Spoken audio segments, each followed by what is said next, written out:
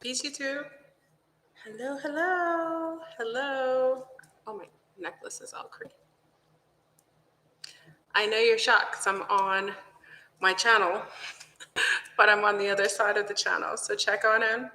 I'll wait because people are waiting on the other live. And I'm on this live. So hopefully it'll show up. So let me see if anyone shows up. I surprised you. Hello, hello, hello, everyone. Peace, peace, peace. Peace to the east, the west, the north, and the south. This is Fleur Room coming to you today with another topic of discussion. Check on in. I'm sorry I did a little shape shifting. I went from one channel to the other, so the other live. I don't know, my camera's being a little weird. It's like focusing and non-focusing. Can you see me okay? Hello. I'll wait until everyone checks in. How's everybody doing? I do apologize for last live. I could not make it. Some things came up and I kind of discussed it. And then, YouTube decided to act like I did a live to take out the option to do the live. So check on in.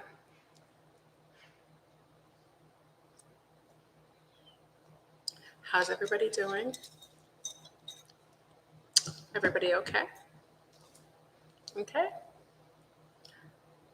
It's so quiet. Hey, John Juan. Hey, Raketa. Hey, Della. Hey, C. Wallace. Hey, Shabbat segment. Hey, Austin.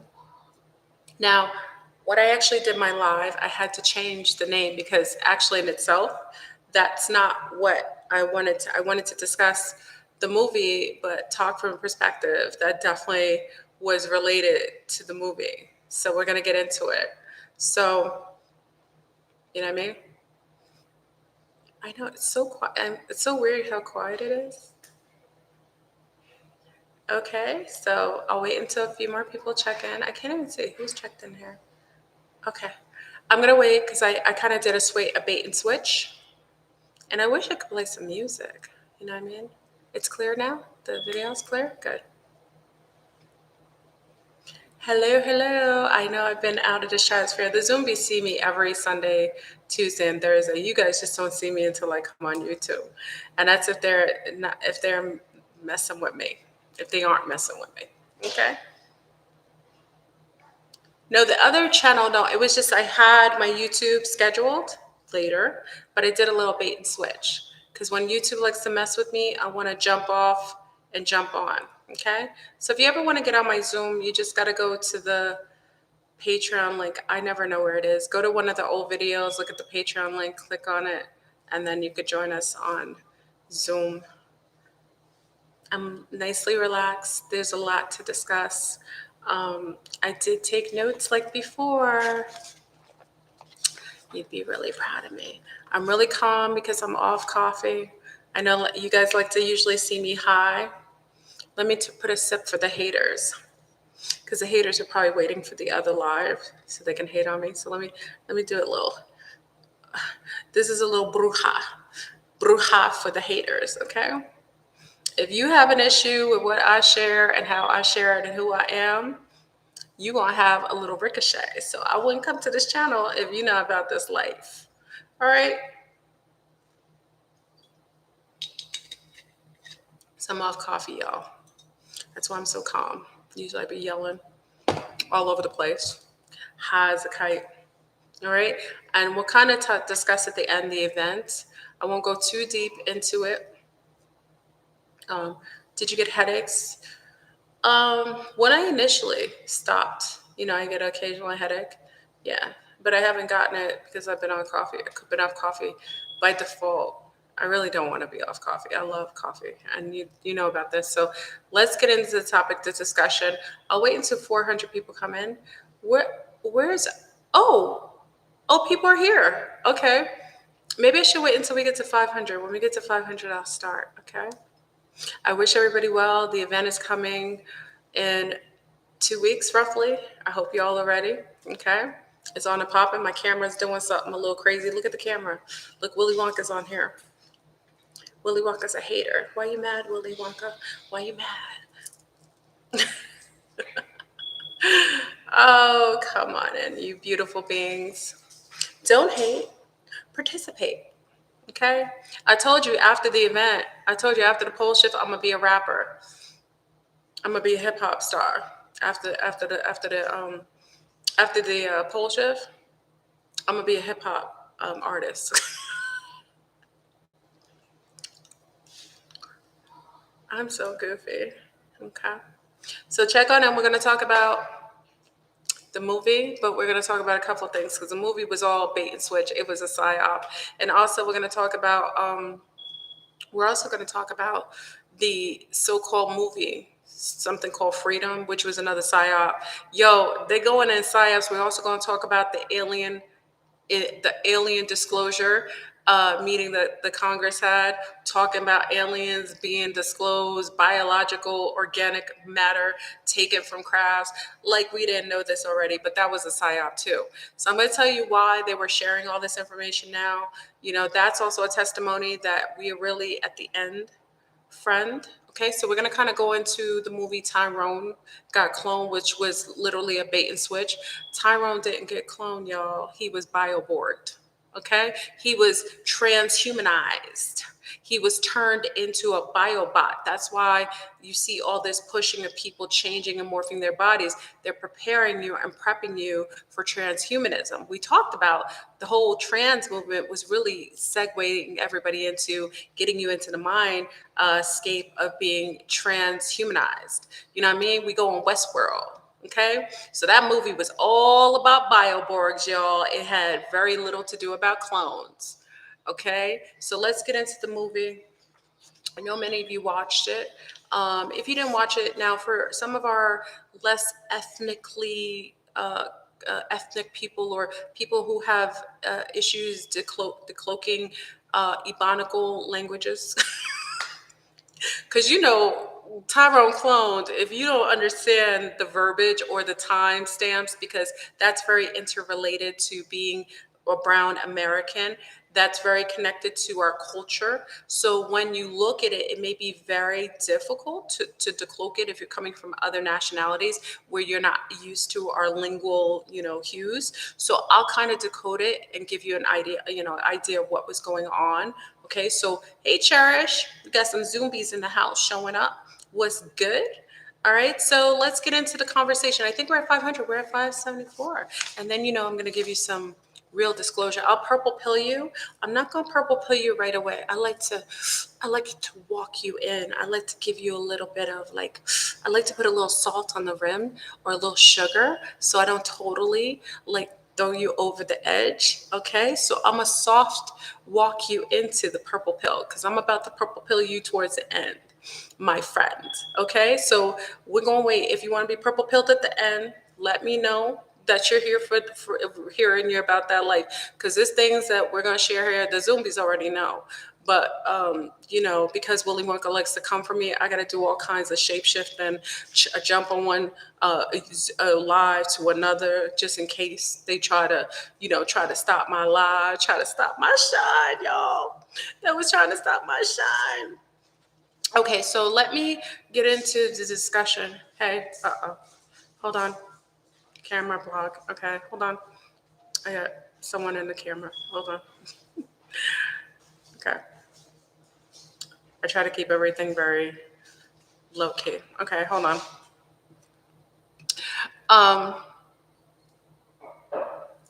Let's go. You're in a camera view. You know that, right? All right. Anyway, let me switch my seating. Okay.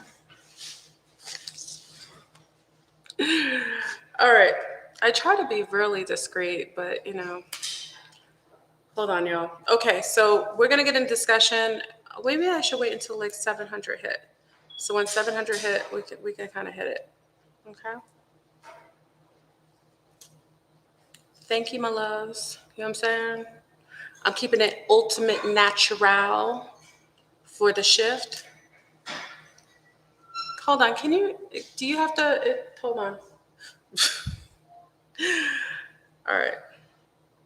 Wasn't it the M song? I think so. Can you wait like an hour?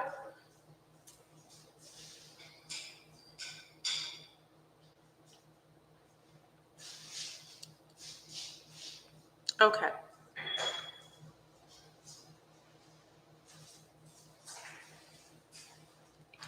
Hold on now.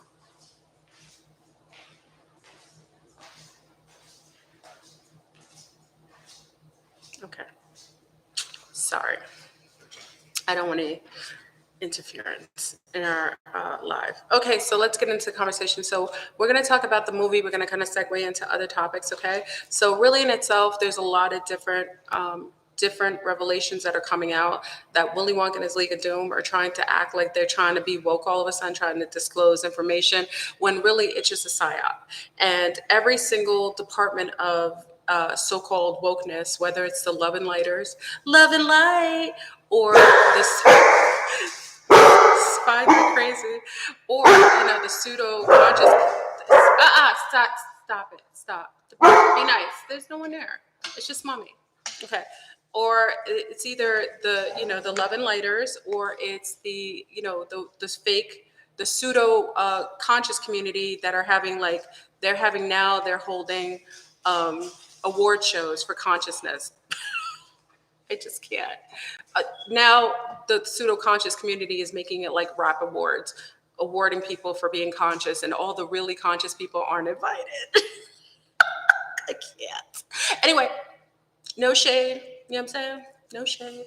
All right, so let's get into the conversation. This is about the movie Tyrone Was Cloned. Now, if you watch the movie at the very beginning, you see like a young man.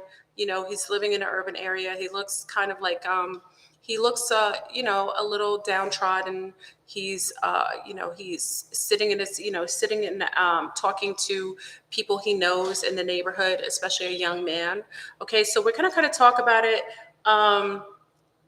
I want to talk about the fact that there was a lot of things revealed in this so-called movie. So this show was meant to disclose things that most people know, but it kind of blatantly put it out there. But what it does is it gives you a lot of truth, and then it gives you a whole false narrative with it. Okay. So at the beginning, let's see, we have, hold on, let me make sure.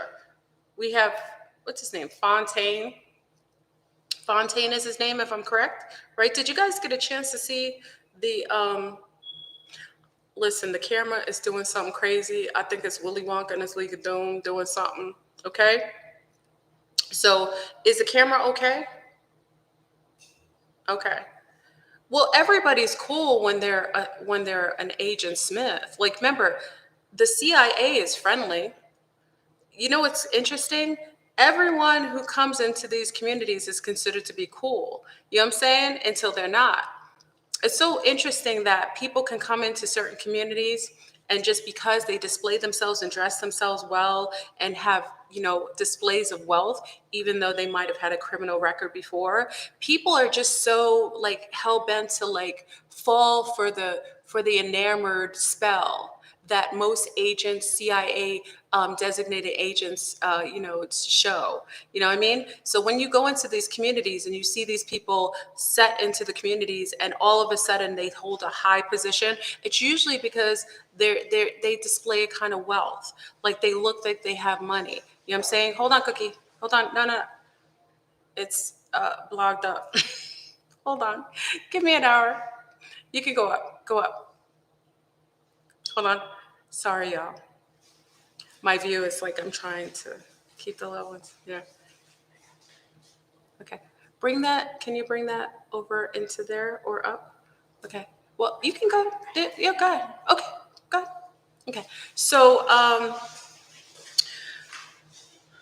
sorry, y'all. It's traffic time in Flurbone's world. I came in early, but, I'm going to have. No, I'm not throwing shade to anyone. I'm just, whoever it hits, it hits. I'm just saying, all these communities have so-called, CIA operatives that are set in the communities to hold a certain esteem, and everyone just falls for the whole, it's just like drinking the Kool-Aid. Okay?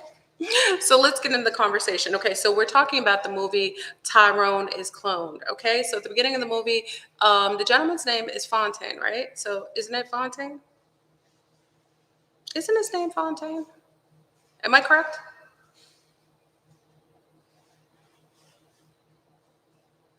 Let me make sure. Yes? Okay, I'm just making sure. So I just want to get into the etymology of his name because Fontaine in water is fountain. It's like it's a meaning of the source of water.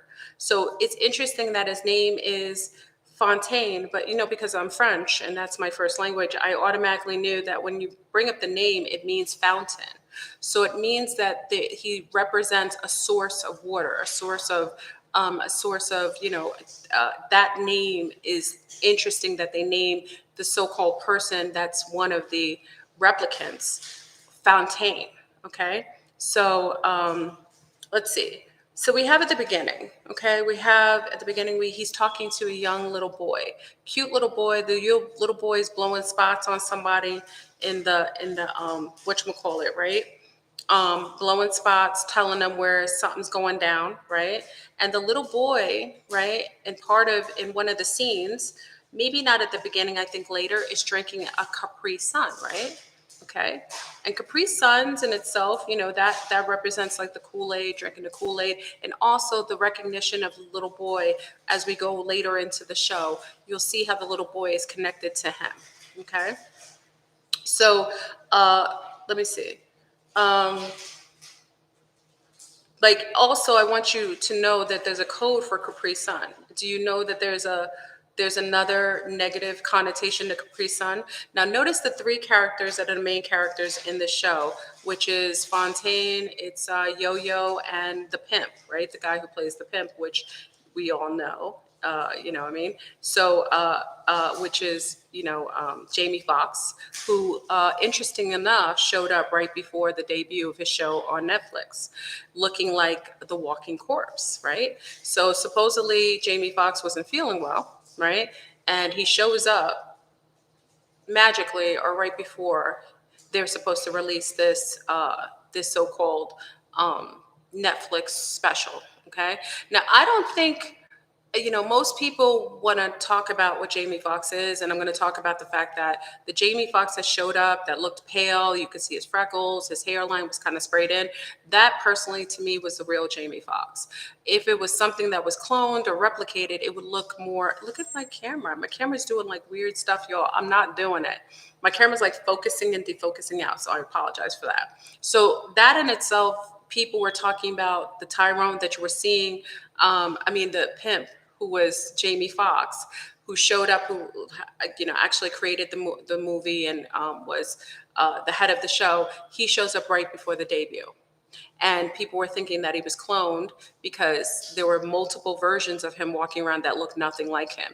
Now, you do know when something is cloned, it should be identical, most likely. And the people that they were showing previous to the walking, sickly looking Jamie Foxx didn't look anything like Jamie Foxx. And the fact of the matter is that the one that showed up that looked very pale, sick, that was a real denotion of a person that was ill, wasn't feeling well. And that to me was the real Jamie Foxx. First of all, just knowing genetics and knowing about cloning. And remember, years ago, YouTube didn't even want to hear the word cloning. Cloning was like something that was blocked. And if you said it, your channel was taken down. But if you realize that anything, when we work in a laboratory, we always work with white mice and white rats. And why is the case? We strip them of their melanin because when you have melanin on the cell, you aren't able to incept it. So in order to work and do research on rats, mice, and other animals, generally you will strip the animal of its melanin to be able to do proper research and experimentation with those particular organisms. The fact of the matter is, in order to clone something, it would have zero melanin. Okay, this is important to the topic. That's why I wanted you to know that the show wasn't about cloning. It was about bioborging, syntheticizing, making things into bioborgs. Okay, and this is that whole transhumanism being segued into this movie without you knowing, and them posing it as something else when really in reality it was bioborgs. Okay, so we'll go into the movie some more. So at the beginning, we have the little boy drinking Capri Sun. I think he was in the car. I think maybe later he was drinking Capri Sun. I wanted to bring this up because, you have to be careful when you're looking at things. And, we have a culture of child molestation, child perversions, sexualizing children. And they had this little melanated boy drinking Capri Sun. And let me put this out there. If you have any children, don't let them listen to this part. The little boy that was drinking the Capri Sun, if you know, Capri Sun in a sexual way can be related to the act of ejaculating in a woman's face after getting, doing oral sex. Much like Capri Sun would be a squirt in the face after being, I don't want to say these things after being jabbed. Okay, so this is a sub information that's in there that's being presented to you as a child just drinking a Capri Sun innocently, but in the underlay in the urban community, that is an act. When someone says Capri Sun, it's the act of doing something like that perverted. So literally in itself, when you look at the little boy drinking that, you already have the child perverts putting in the movie something that's related to sex, related to another little melanated boy. So that in itself, you got to be concerned about that. So Capri Sun means that on the urban, if you look in the Urban Dictionary, that is a term that's denoted to that particular act. Okay, so remember when I said that brown people cloned aren't black. And I talked about the fact that if something is going to be cloned, it has to be stripped of melanin.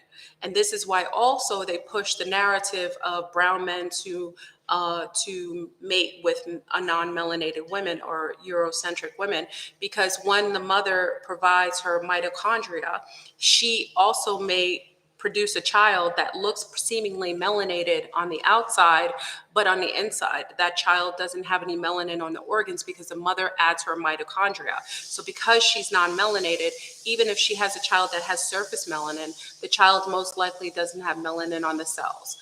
And that's why they push for mostly men to mate with a non-melanated women, so that they would make the children more susceptible to forms of replication and cloning. The only way that you can clone an organism is if it doesn't have any melanin on the cells. You can talk to anyone who works in a laboratory. That is fact. Usually, that's why when you go in laboratories, you only see white mice and white rats. Okay. Now, when you go and you see Yo-Yo wearing colors. Now, remember we talked about the whole thing with the supernova, the Beetlejuice. Remember we're talking about Beetlejuice. She's wearing the colors of the supernova. She's wearing the orange, yellow, red. That all represents Beetlejuice. Okay, it represents the loop. Okay, so if you notice that when she's wearing the colors. And also she has natural looking hair, which is very important to this as well, because we're going to go into the fact of the replications and why there weren't any women in the so-called place that were cloned, okay, or replicated or bioborged, okay? That is also why you see transhumanism mostly promoted to males. That's why you see the whole trans movement. You mostly see it directed towards males who want to be females rather than females who want to be males. That means something, because whenever they're doing robotoids, I think that they mostly target the male to female kind of robotoid. They want to kind of represent that. Okay, so clones. Let me see, real clones. Okay, now when you look, okay. I got to skipping. I want to talk about this, but I don't want to go step by step. So in the movie, you see this whole thing, right? I don't want to read anymore because it makes me confused. I'll just reference it when I can. I hate being non-organic because I like to just talk to you. So we see in the movie, we're seeing this concept of three different stereotypical archetypes, right? You see the drug dealer, classic drug dealer in the hood, right? He represents, an aspect of, and I'm going to reference this connected to the Wizard of Oz, because to me, this show was, to me, a representation of multiple movies kind of playing out in one.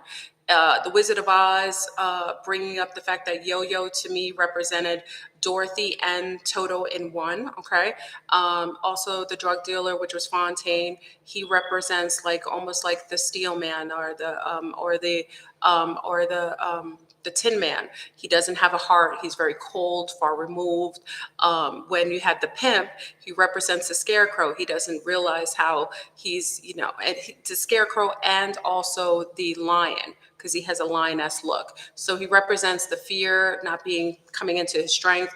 And in this itself, in the journey, you'll see that Yo-Yo represents Dorothy looking to uncover things. And she's kind of like the pinnacle character, even though we kind of focus on the men and them being clones, supposedly. It's really her who's the main character, who they kind of focus on. So I think in her in itself, it represents like the Wizard of Oz, seeking the truth, going to find the truth, finding freedom and freeing yourself from all forms of mind control. Okay, so in that itself, when we have the three characters, we have the drug dealer, we have the classic prostitute, a woman who sells herself because that is the objectifying of women, representing how melanated women are perceived as sexual objects without being respected and really put on a high pedestal. So she in herself, she's represented by that, but she has dreams. She has this wonderful backstory where she reads really amazing books. She isn't just the prostitute that's being presented. That's just one aspect that's showing up on the surface on the outside. And then you have the classic pimp. He's the one who objectifies the women. He has all these multiple women that he's pimping out, that even though he's not the best pimp in the world, right? Because he's not making any money. So you have these archetypes that are being presented. Now, that's not really so important, but it's important in showing the representation of how they want brown people to be perceived. And that's usually in the greater communities, like outside of the United States. When brown people are perceived in the United States, there's this constant feeling of brown people being, related, like women of color being related to prostitutes, being just meant for sexual activity, us being connected to drug usage.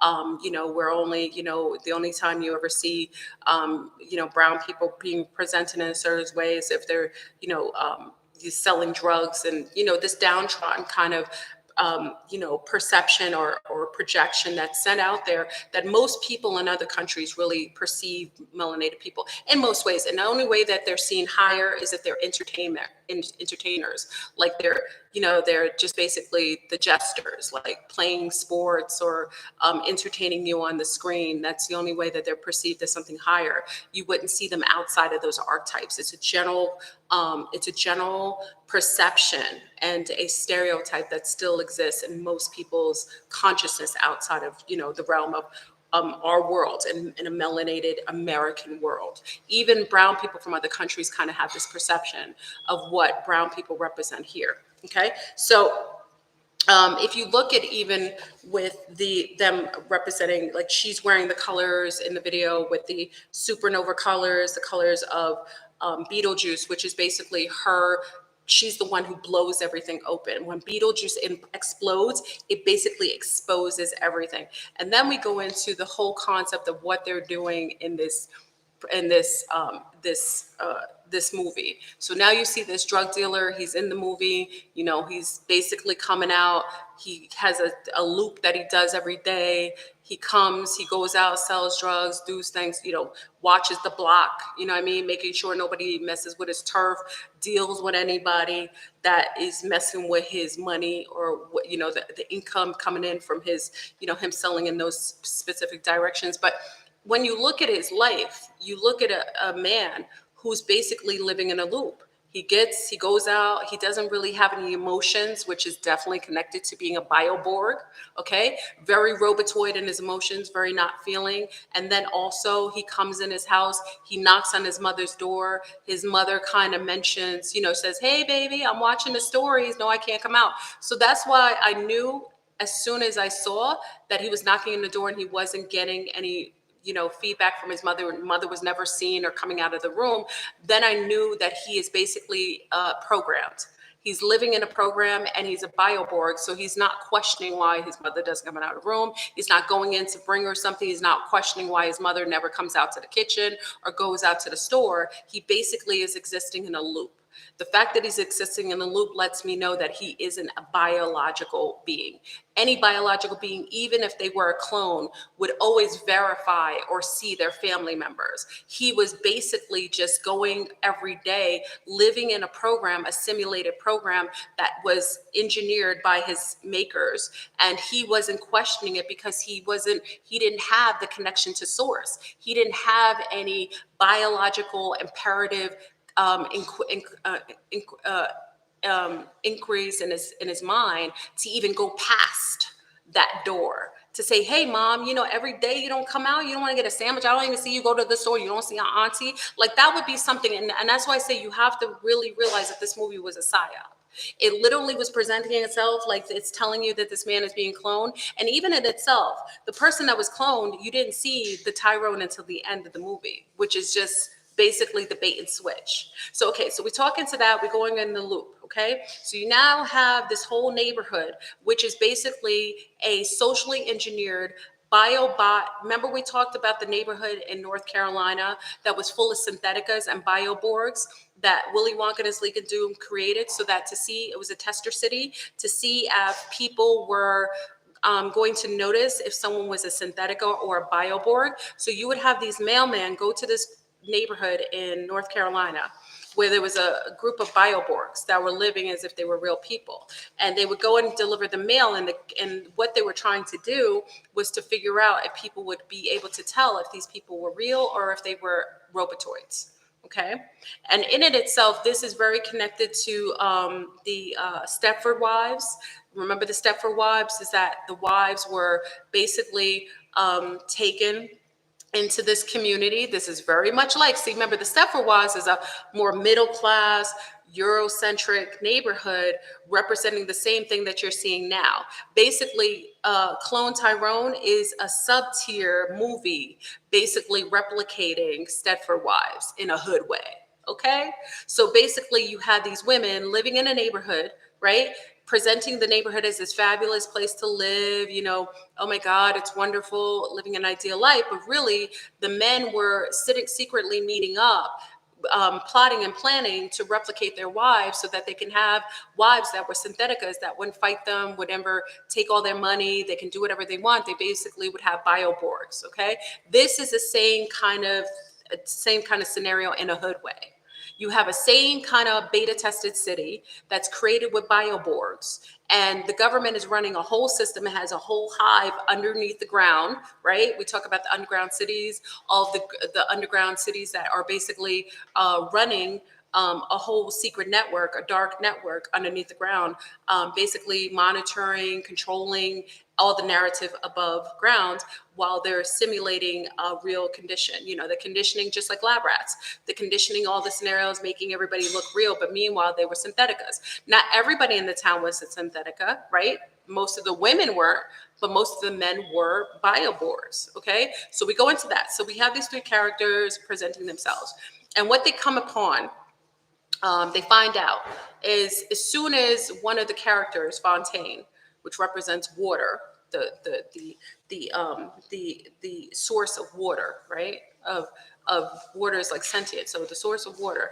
Once you have that being presented, he gets into a altercation where he's dealing with other unsavory characters in the neighborhood. He ends up getting shot to death, right? And he's seen as being dead. Next thing you know is they fast forward, he wakes up and he's in his bed again. Now you say to yourself, isn't this kind of like Groundhog Day? Well, within a simulation and then within the artificial construct we call AI, this literally is how things are ran. When you have an AI system, they have a program of simulated simulated activity within like loops that are occurring within the loop, and they're all basically programs. That's it. So here he gets shot, another drug dealer shoots him for messing with his turf, right? And next thing you know, he wakes up in bed again. Now he has nothing on his chest, he's unaware of anything, and he gets up again, and guess what he does? He goes back into the loop. He gets up, makes a sandwich for himself and his mother, knocks on the door, asks his mom, hey mom, you want a sandwich? Hey baby. Same automated responses. Remember we talked about NPCs having automated responses in a loop? Hey baby, no, I'm watching the stories. Don't worry, I'm fine. The same automated response. He's not responding because he's also a programmed bioboard. So he's only reacting to the program. He's only has an automated response based on another automated response that's being presented to him every single day. So he's in a loop. So he goes out, he goes to the store. He doesn't know that he's been shot the day before, but people had witnessed him being shot. So the next thing you know, he doesn't realize he died. He goes back to the pimp's house, which is Jamie Foxx, where he was trying to get his money. And Jamie Foxx had known that he was shot. So Jamie Foxx, reacting to seeing a ghost, he's thinking he lost his mind. And he's seeing this man present himself. Like, yo, homie, you dead. Like, what happened to you? How'd you live? So Fontaine, unknowing, because basically he is a bioborg with just a set perimeter of memories that's inserted into his hardware, that's injected into his memory. He doesn't know that something happened. So he's concerned. He's like, yo, he's like, oh, there's nothing I could do. Yeah, he's concerned about, what happened to everything, what happened to yesterday when you were shot. So that being said, when he finds out that the pimp says, yo, you died, I'll prove it to you. They go and prove that he had gotten shot. And he was like, yo, I saw, he hits up another prostitute. The prostitute has said that she saw, which is Yo-Yo, saw somebody, somebody with a black car or something. And she said, I saw a black car, I saw something pick you up or somebody there. So she figured it was that person that got him. They weren't really acting as if, Fontaine was acting as if, like, why are you guys saying this if this isn't the truth? Anyway, fast forward, they go and everything's revealed. I don't want to go step by step. I don't want to tell you the whole movie because I'm kind of just giving you the base of how I kind of broke down my own perception of what this movie represented. So basically, they find out that Tyrone is a replicant. He isn't the original Tyrone. They took him somewhere and his body was recovered and another one was placed in his position with his memories all intact. Okay? So now their goal was to find out what happened to Fontaine and what happened to the person who supposedly killed him. Now, I want to mention this. Many people know that when you go to the hood, there's a lot of places in the hood that have empty houses and buildings, abandoned buildings. Like if you go somewhere in I know in Detroit, when I was in Detroit, there was a lot of abandoned buildings. There's a lot of abandoned buildings like in Brooklyn. Back in the days, you would see buildings that no one lived in. They were basically either sometimes there was tape around it or they were literally open, just saying that they were going to demolition the houses. So most people don't go to them, right? They just leave it be. They just figure, or you have drug addicts that go in a house. But what they did is they found out this house where supposedly these people picked up, Fontaine and supposedly killed them. So they went there, was the pimp and the prostitute, which is Yo-Yo. Now, she's the character that's the main character. She represents Dorothy. She represents the one seeking truth. We're seeking the truth and wanting to know more. Going forward, in order for her to seek truth, to kind of free herself inevitably from mind control programming, okay? Which everybody in this beta-tested cyborg town were all under, okay? Whether they were real, transhumanized, or they were organic ones living with bioborgs around them, okay? Or, best case scenario, they were NPCs. So they go and fall upon this house in the hood. And in this house, it was like, they go in this house and they're looking, nobody's in there. And guess what they find? They find an elevator inside of this house in the closet.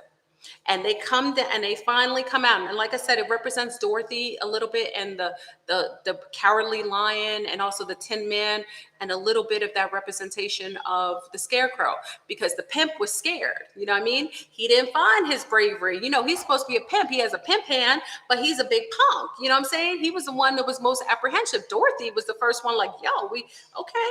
You know what I'm saying? And Fontaine wanted to find out who smoked them, and where these people were, and who they were, who hurt him. And he had no inkling of what happened. So guess what? They went down, following that yellow brick road, following that elevator shaft down, and they went into the underground tunnels, which represents probably that road going into like what you would consider to be the Emerald City, right? So going down, they came and fell upon a laboratory. Now, who was in the laboratory, y'all? Okay, remember what I shared with you? Clones, you aren't able to clone a melanated being with melanin on their cells. But what did you find in this laboratory? You found a whole bunch of very light-skinned, pale-looking brothers with froze, like 1980 froze, right? Now, interesting with this movie, the movie didn't really catalog a specific time frame. It referenced a lot of different genres of time. Like if you looked at the movies, you thought you were looking at the 70s, but then you would hear them talk and they were representing cryptocurrency, which is very much in the 2000s, in our day and age. And then you see them also referencing things from 1990s. So this movie was a convergence movie. It represented all timelines coming together into one. So that represents the convergence. So I loved how they did this in the movie. It represented all time frames, kind of like multiverse being condensed into one life. And that's how you know it is also a synthetic, geoengineered, AI engineered world. It's a WestWorld that it takes everything, every best piece of each time frame, and it adds it into the mix. So it added a little bit of the wonderful, part of the 70s, the dress, the type of cars. It added a little fusion of some of the music from the 80s and 90s, right? It added a fusion of what was represented with mentioning Barack Obama being the president, and also cryptocurrency. It converged all these different little wonderful genres all into one. That's how you know it's a genetically modified, socially engineered beta test city, okay? A WestWorld, okay? So you have that represent. So they go into this laboratory and they see these brothers with no color and froze. Those were the clones. They looked like each other. They all look like identical twins of each other. Those were the clones, y'all. And those light-skinned brothers with the froze, they were all throughout the city, placed strategically. One was part of the fried chicken franchise. One was underneath two of the laboratory guys underneath. You saw them all over the places. Those were clones. They were replicants of each other. They looked just like each other. Okay, so the clones were those who represented those doing almost like the Greys, doing all the laboratory work, doing the observation, basically being like the stooges who were representing what they were just upholding maybe the observation or whatever was going on in the laboratory. But those were clones. If you look at each one of them, they look just like each other. So that in itself, looking at the complexion, looking at the fact that they were strategically set up all over this beta tested town, this board town, that lets me know that those were the actual clones. Okay, so there were clones in this, but they weren't who you thought. The clones were actually running the transhumanism. They were maintaining the transhumanism pods. The pods were each of the people living in this town, mostly men. I didn't see one woman in the pods. All of these were men that were in these cryo states being preserved. But in the state, they each had a number, a binary code representing each of the different a series of the robotoids that they had. Now you do know if they were clones, they wouldn't be upheld at certain ages and just held in that homeo that that that state. Like they had there was a guy who was like a hobo, like an alcoholic sitting on the corner, and he was the one, like he represented kind of like in the Matrix with the what is the psychic woman, you know what I mean, who had the children. He represented that. He saw things and he actually had some recollection of every time he was replaced. So he always had little codes that he would give to the homeboy who was selling drugs to Fontaine. You know what I mean? He kept a little bit of the original records of what in his system.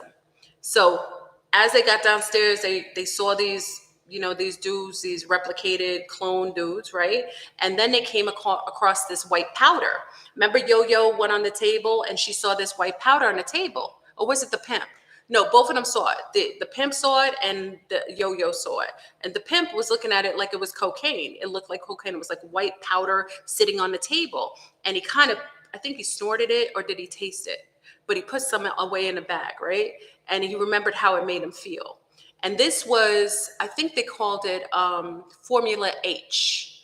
Now, why is this important? Oh yeah, the pimp tried it. Thank you. The pimp tried that. Jamie Foxx tried it, right? But this is interesting, is that when you look at it and you look at him doing it, and he kept it inside. This was called Formula H. And why that is important is because H represents numerous things. H is the 8th letter. 8 represents the infinity sign. 8 also represents the loop. So remember I talked about this being a beta test city for transhumanism, transborgs, living in a constant loop where they're living in like a WestWorld where they're just programmed and just maintaining this loop consistently, interfacing with others within the loop. That H represents the loop. That powder represents the loop, what held them into the loop. Also, you can see the H as 3. You can see it as 2 different lines, which are representative of 1, 1, 1. So you have the 2 pillars and the 1, which is in between connecting the pillars. That could also represent 3, right? The Trinity. And Trinity representing the 3 of them, the archetypes, which is Yo-Yo, the pimp, and also Fantine, okay? So basically, they fell upon all that. He brought he had the Formula H, and he sees his dead body on a gurney. And he's like, yo, he nearly flips out. He's like, oh, snap. He sees bullets in his body. That's him. And he's looking and he's in shock. But then they got to leave. It's getting hot on the block. They got to get out of there. They got to get out of that house where the elevator is and get out before they get busted. The alarm goes off, okay? So they go up. They're bugged out. You know what I mean? Fontaine doesn't know what's happening. He saw a ghost of himself. He doesn't understand how he could be here, and the body that he was in is shot up, and he had no recollection of it.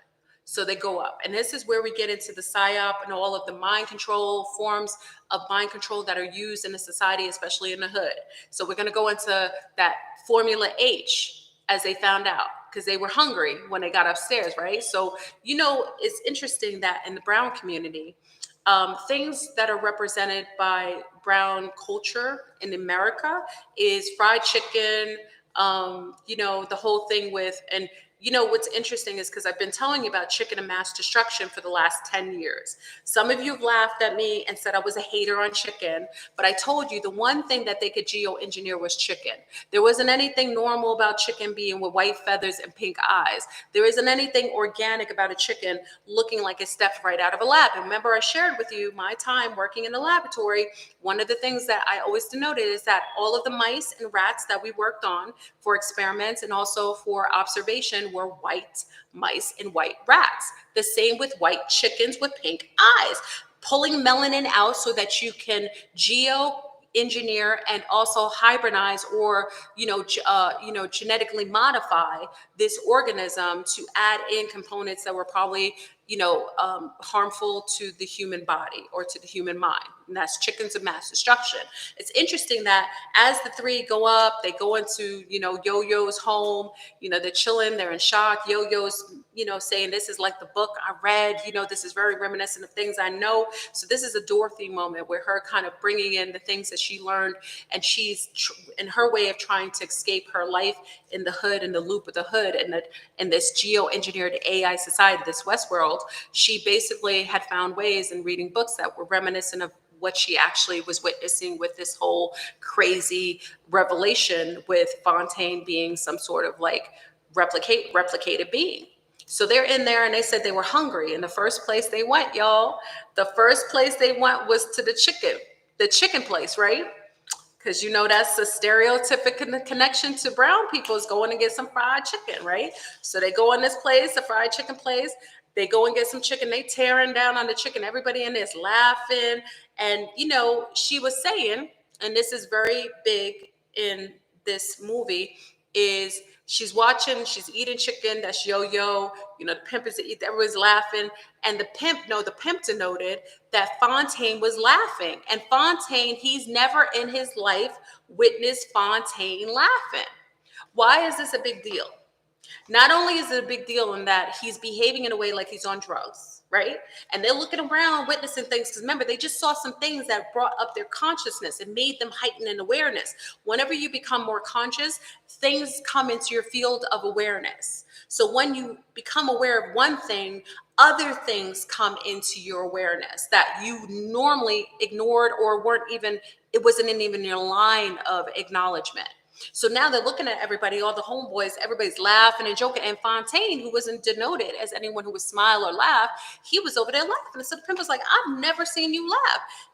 He basically connected the fact that there was drugs up in that chicken. The same thing that he took in that laboratory, Formula H, which is the loop, puts things in loop, was basically in the chicken, drugging people, making them react in ways that was changing and altering their natural emotions and mind state, including the very being that is a robotoid that usually doesn't have any emotions. It was actually invoking emotions in him that were unnatural.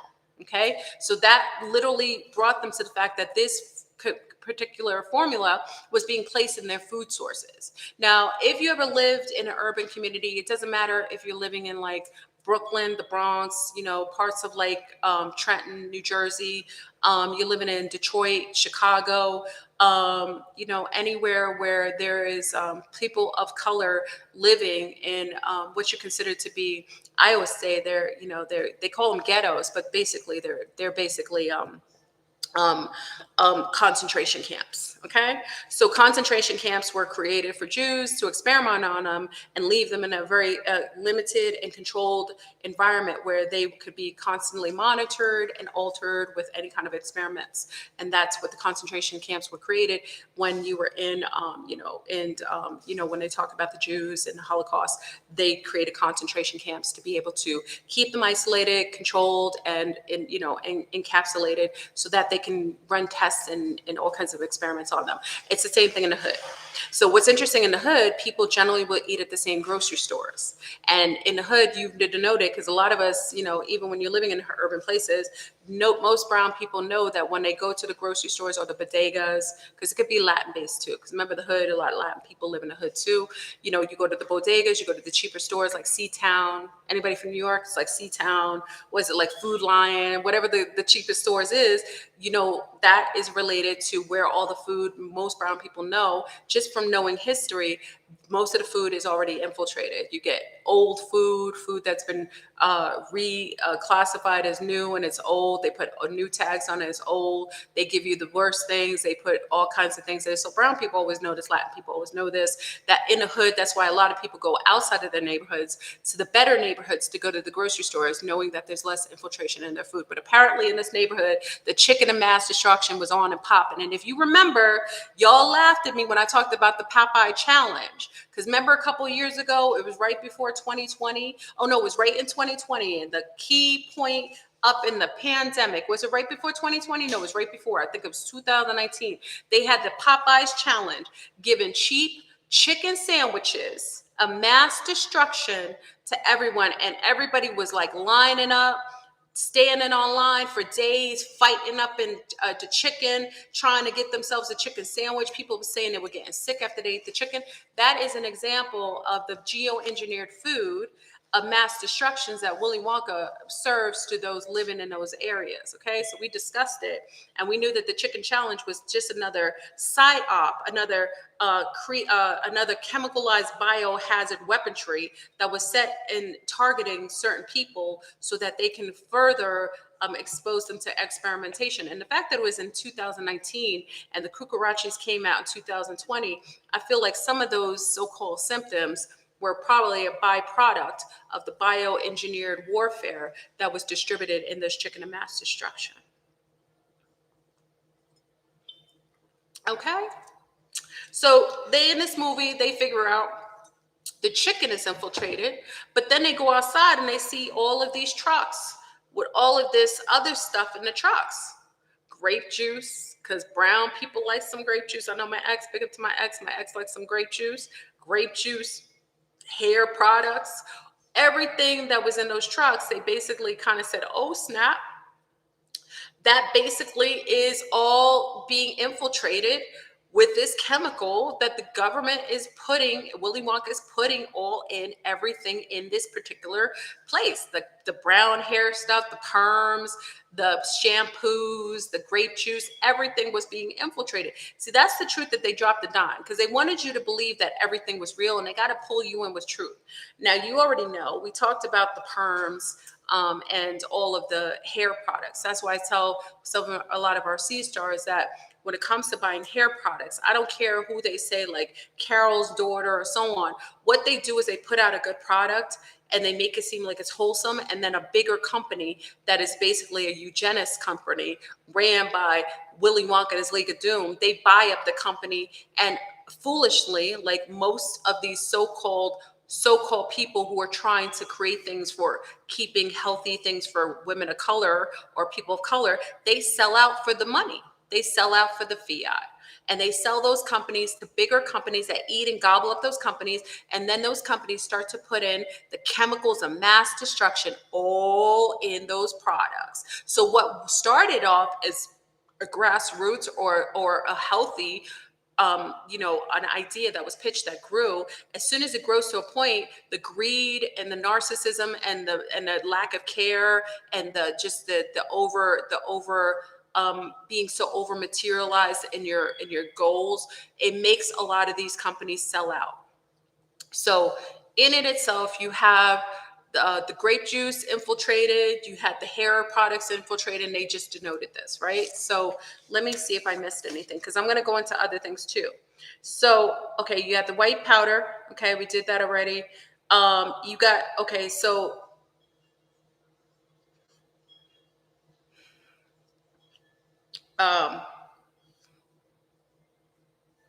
okay, so we got to do that. Okay, so when they went downstairs, this is what I was going to say. When they went downstairs, right?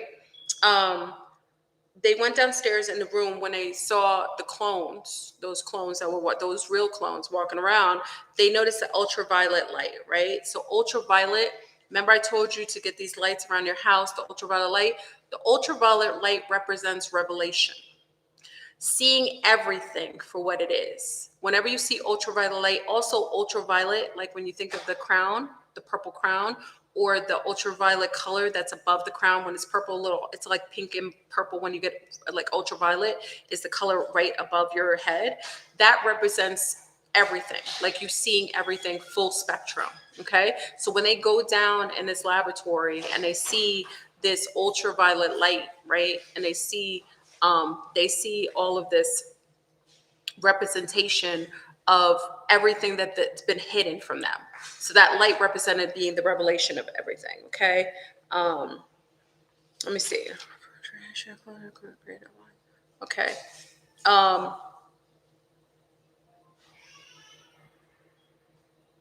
Okay, so there's a guy who's represented by the Wiz, but we're not going to go into him now. Okay, so the pimp, the prostitute, and the drug dealer, I kind of talked about that. They maintain and uphold the algorithm in the ghetto. So their archetypes, like the pimp he controls the women and he controls the algorithm of things going around in the ghetto. Okay, so does the drug dealer. The drug dealer, the prostitute, and the pimp all control the algorithm. So they stay in this constant loop of the algorithm, okay, in the ghetto.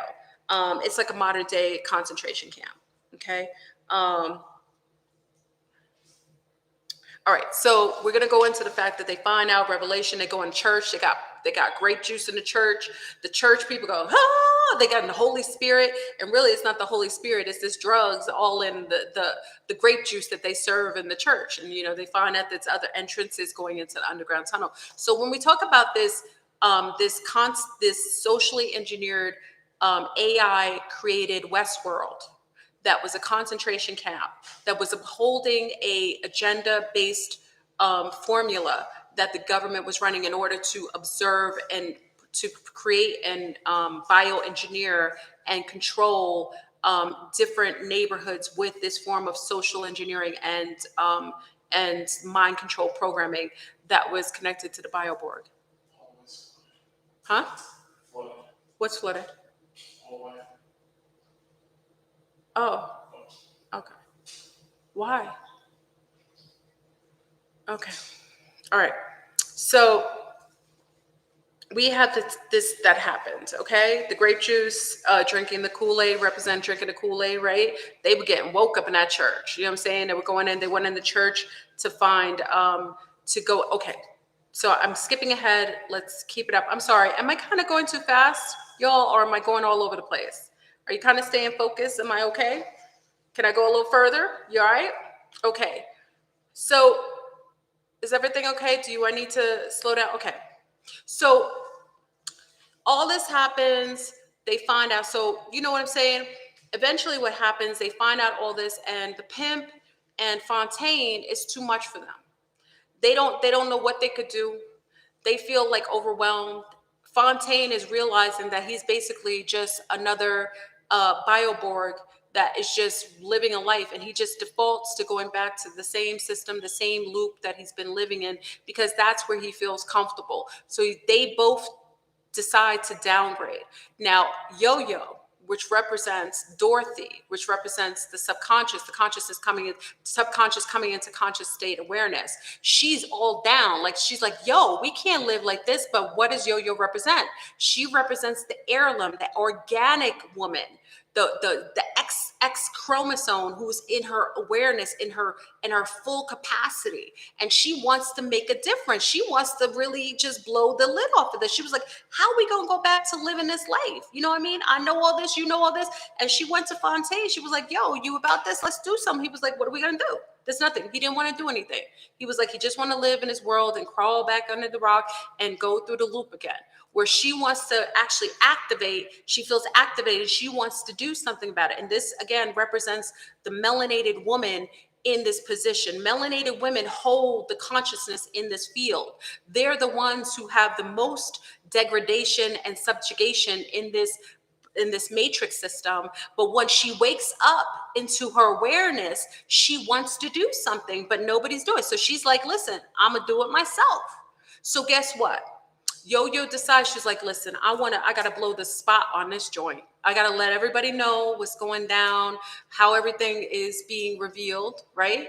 So she goes and she tries to write a letter, because she's writer, she's an inspired writer. She wants to tell the whole world what's going on in this beta test city. So she goes into the oh no.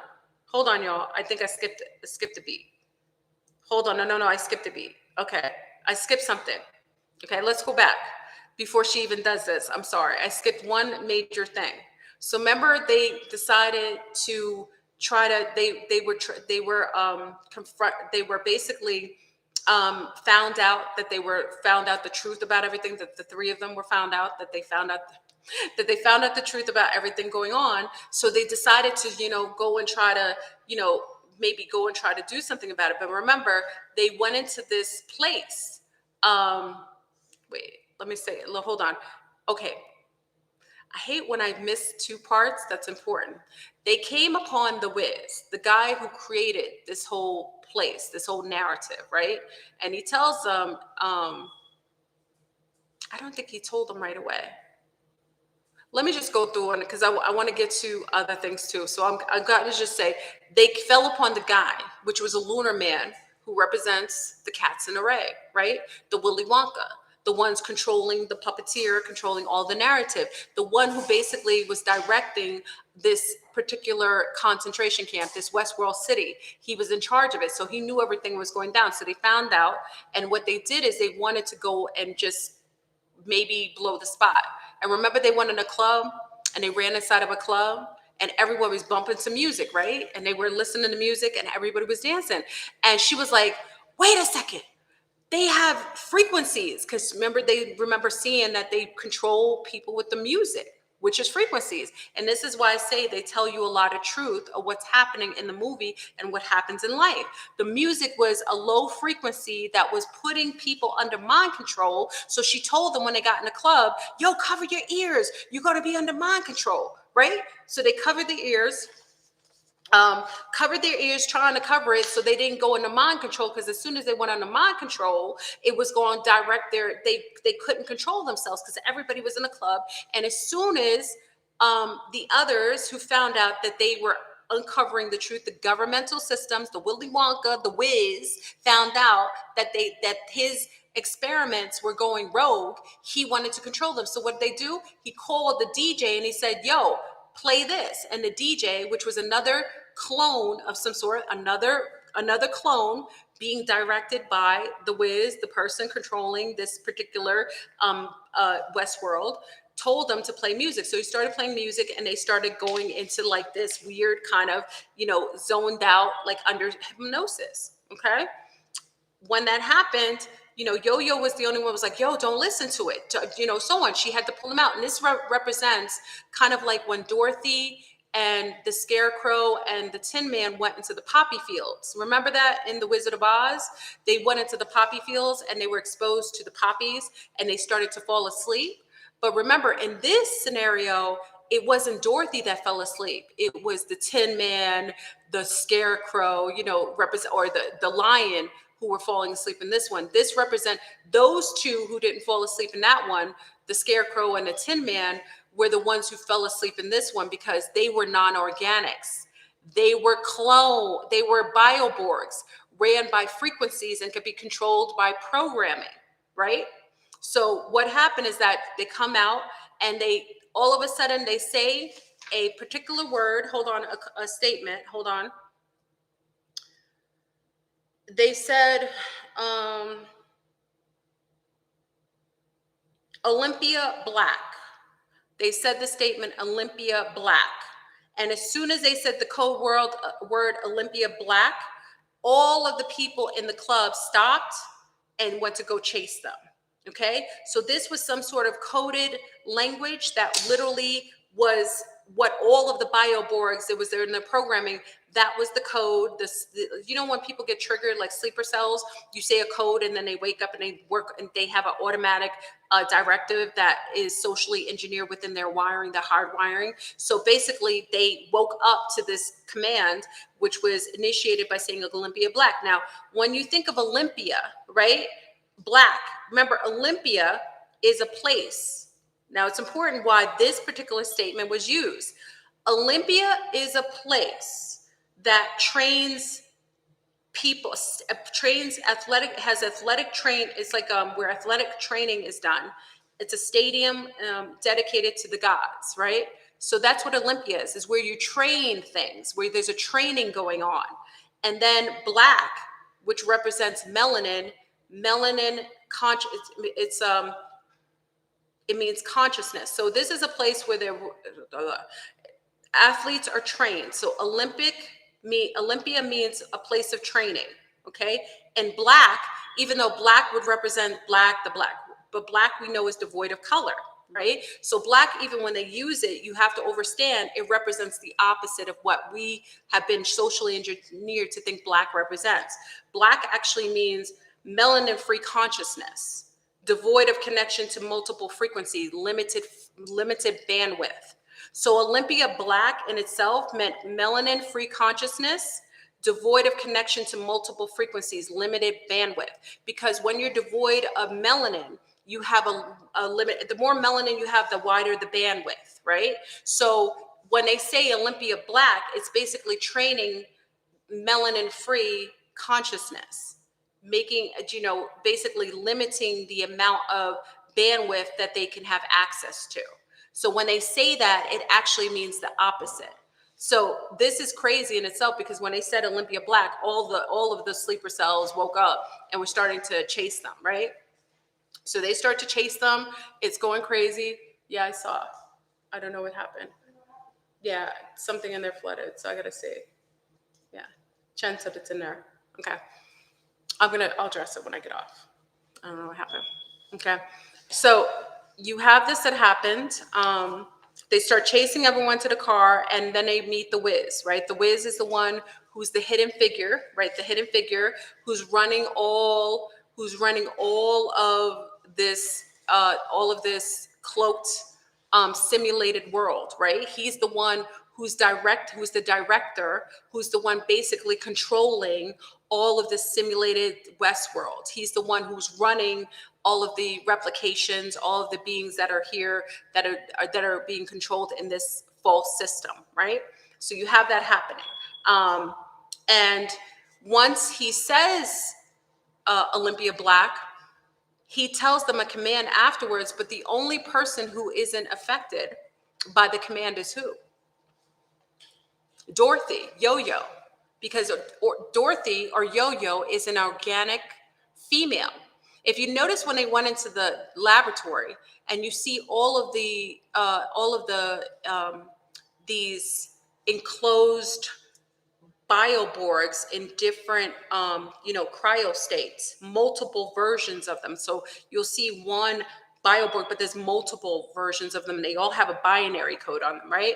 You see them, but there isn't any women in there.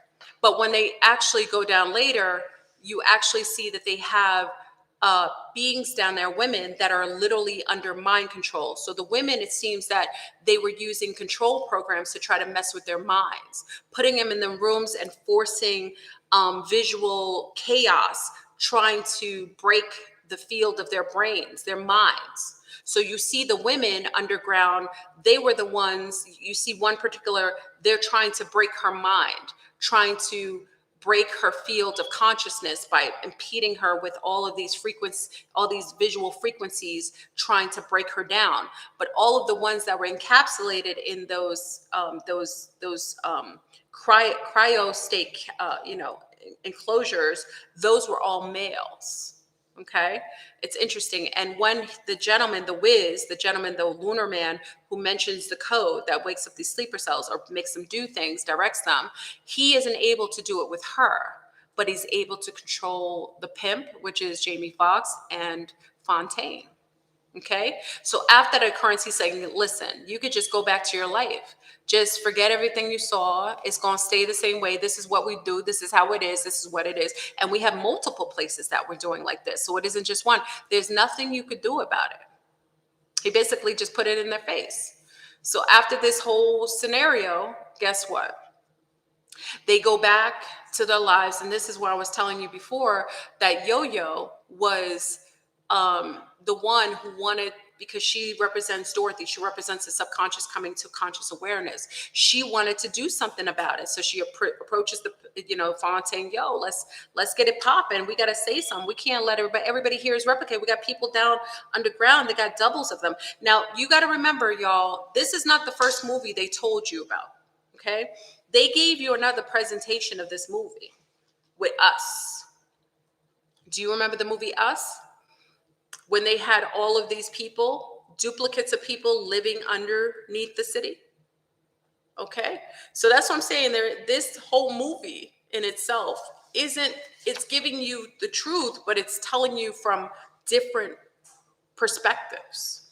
So Us were the people that were replicating. They never even explained to us who were the ones orchestrating that. They just made it seem like those people just living underground, just being and acting as if they were the copies of the ones above ground. But they never really told us where it started. They never gave us a background. Okay, they never really gave us a backstory on who constructed these experiments, who were making these replications, who actually was controlling what was going on there. Okay, so this is reminiscent. This is kind of like this is kind of like that kind of story. Okay, it's similar to this, brings a little bit of that us into there. So anyway, Yo-Yo was like, yo, you don't want to do anything about it. So Yo-Yo, being the one who has more awareness, conscious awareness, wanting to do something about it, she goes and what she do? She goes to go share the information. She puts on some sunglasses, a big hat, you know what I'm saying? She hides herself, you know what I mean? She was a previous prostitute, but now she's like, she's almost like like an investigator. She dresses up and she goes to mail this letter, anonymous letter, to to all of the news outlets outside of this dome, outside of this control system, outside of this so-called what do you call it? This beta test WestWorld, right? So she's going below the spot. Once she does that, quick and easy, because remember, there's eyes already all over the city. This is a city ran by AI. It is a governmental city, ran, controlled, and monitored by them. So they see everything, they know everything. There isn't anything that's new under here. They know what you're doing. So it was a prostitute that saw her across the street and went to go speak to her. And as soon as something happened, she just turned her head, almost like the mind control programming wouldn't allow her to see the truth. Remember when we talked about people with capped consciousness, when they see something in front of them, and you always say, oh, well, that's like, they're suffering from Stockholm syndrome. They'll see the truth in front of them. They're basically suffering from being capped consciously. So they aren't able to accept things past their geoengineered encapsulated consciousness, right? So this other prostitute who saw her go into the mailbox and she's trying to hide herself turns and acts like she didn't see it because she's under mind control. Okay. Then a black van picks her up, grabs her in the van, and they took Yo-Yo. Now, this is what is beautiful about this. The representation of when I took her, hold on, I want to make sure I get everything in here.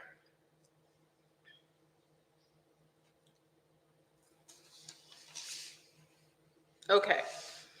When they took Yo-Yo, everything changed the perspective of Fontaine and the other guy, because this represented the queen being taken. And once she was taken and she was taken out, the consciousness disappeared. Her presence was denoted. And it was when all of the others, Fontaine and the pimp, even though they weren't going to do something for themselves, which would have been service to self, they would do something altruistic for Yo-Yo.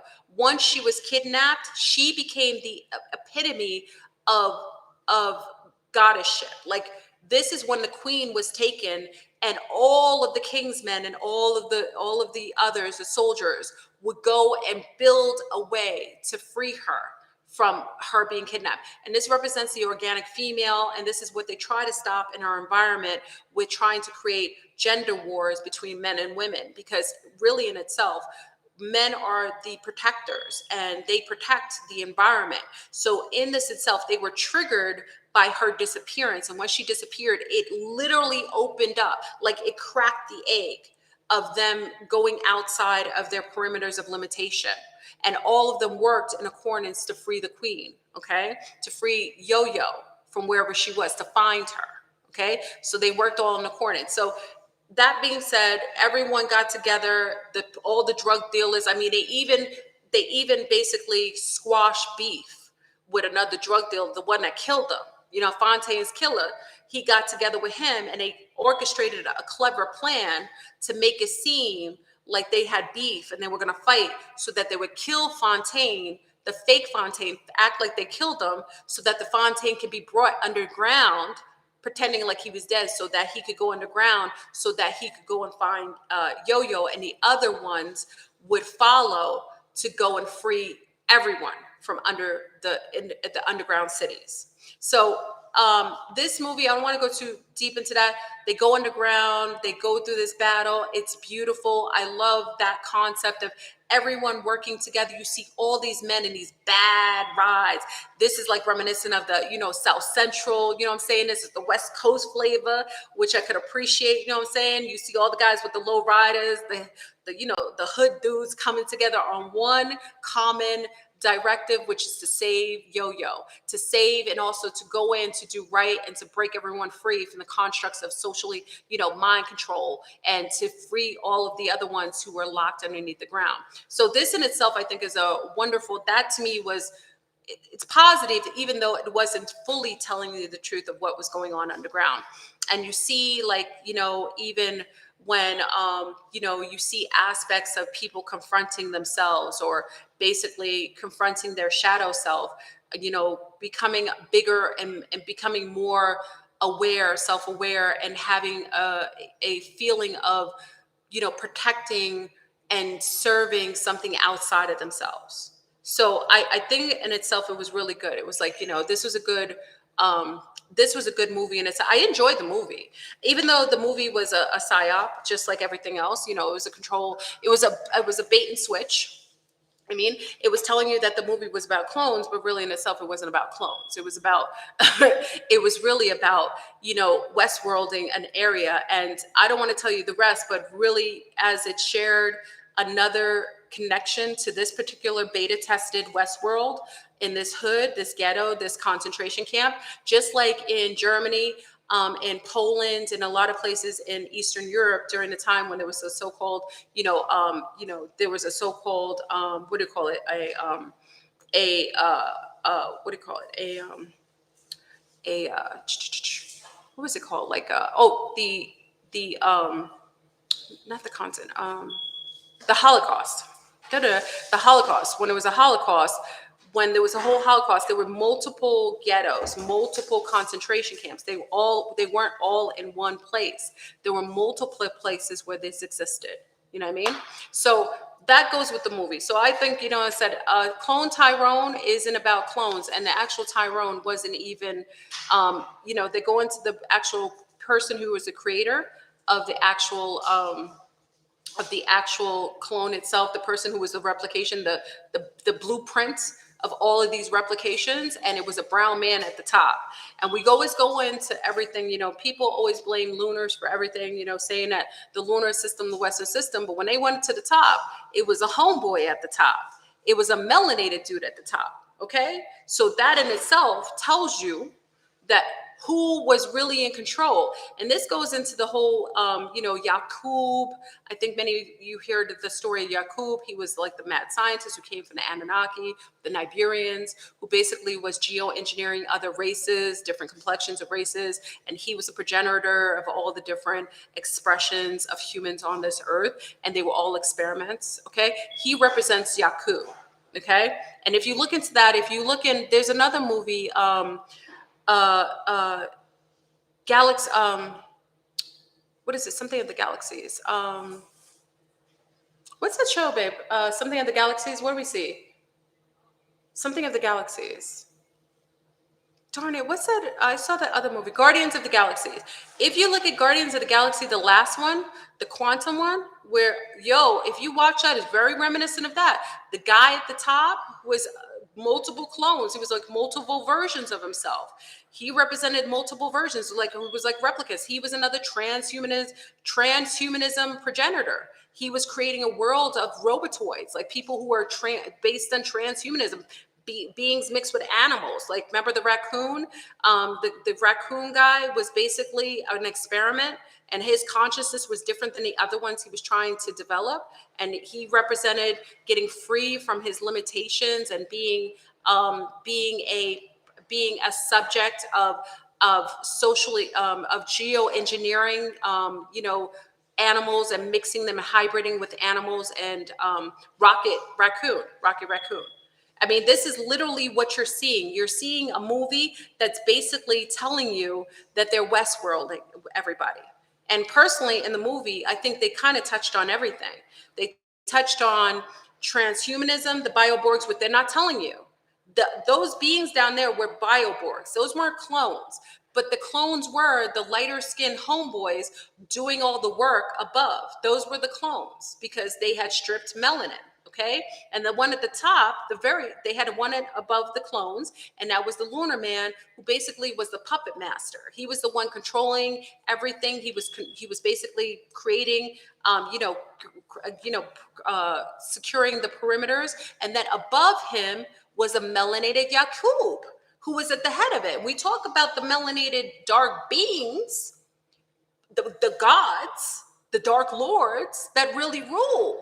And you think you're seeing something different, but really the dark lords are ruling over this realm. That's why complexion really doesn't matter inevitably, because if you knew who was at top, you would realize that there isn't anything that all these coups created is a socially engineered mechanism to keep us constantly in a state of lower frequency, limited consciousness, and constantly being confused and distracted. Okay. So I hope that was a good breakdown. I kind of talked about everything. I really enjoyed the movie. Like I said, they did the convergence. They had all the different timelines merge with each other. They had the whole concept of the different, bishop. They had everything in this movie, which represented what's going on with now. So let's go into this so-called whistleblowing. Am I taking too much of your time? I'm sorry, y'all. Please put a like on the video if you're up for the shenanigans today. I'm sorry. I hate reading and concentrating. I like to be more organic. So let's have a conversation about what's going on right now. Okay? Now, you know that right now, you have multiple things that Willy Wonka's doing. And it's interesting that the so-called revealing that is happening with the so-called movie, Freedom movie, which is basically a advertisement of all the child trafficking that they've all been participating in. And I hope that you aren't falling for the okie doke of saying left and right and Democrat and Republican, because they all are being they're all under the same umbrella. There isn't any such thing as a Republican and Democrat. They all work on the same tier. Oh, Sound of Freedom. Thank you. Sound of Freedom. They all work in the same tier of control. You know what I mean? Hold on. How come you don't have a wrench, my love? There you go. Boom. Damn, you have magical powers now. Okay. So Sound of Freedom was basically another psyop. First of all, they aren't going to stop. You witnessing the perversions that they are all participating in, whether they're getting paid or they're part of the control system that is allowing this to occur. And this is a big business, y'all. So the fact that they created this movie was them basically, it was like a controlled opposition kind of narrative. They basically put out the movie to cull you into perceiving and thinking that there's someone out here who thinks that they're going to protect the children, or they're going to go and rescue the children. And if you watch the movie, which I wouldn't, and I suggest that everyone stays away from funding these people, if you realize that they're only talking about Ukraine, why would you only speak as far as child trafficking in Ukraine? Why would that be the one place? You know there's child trafficking going on in the United States, right? You know the biggest child trafficking network is in the States, right? Then we have Haiti, right?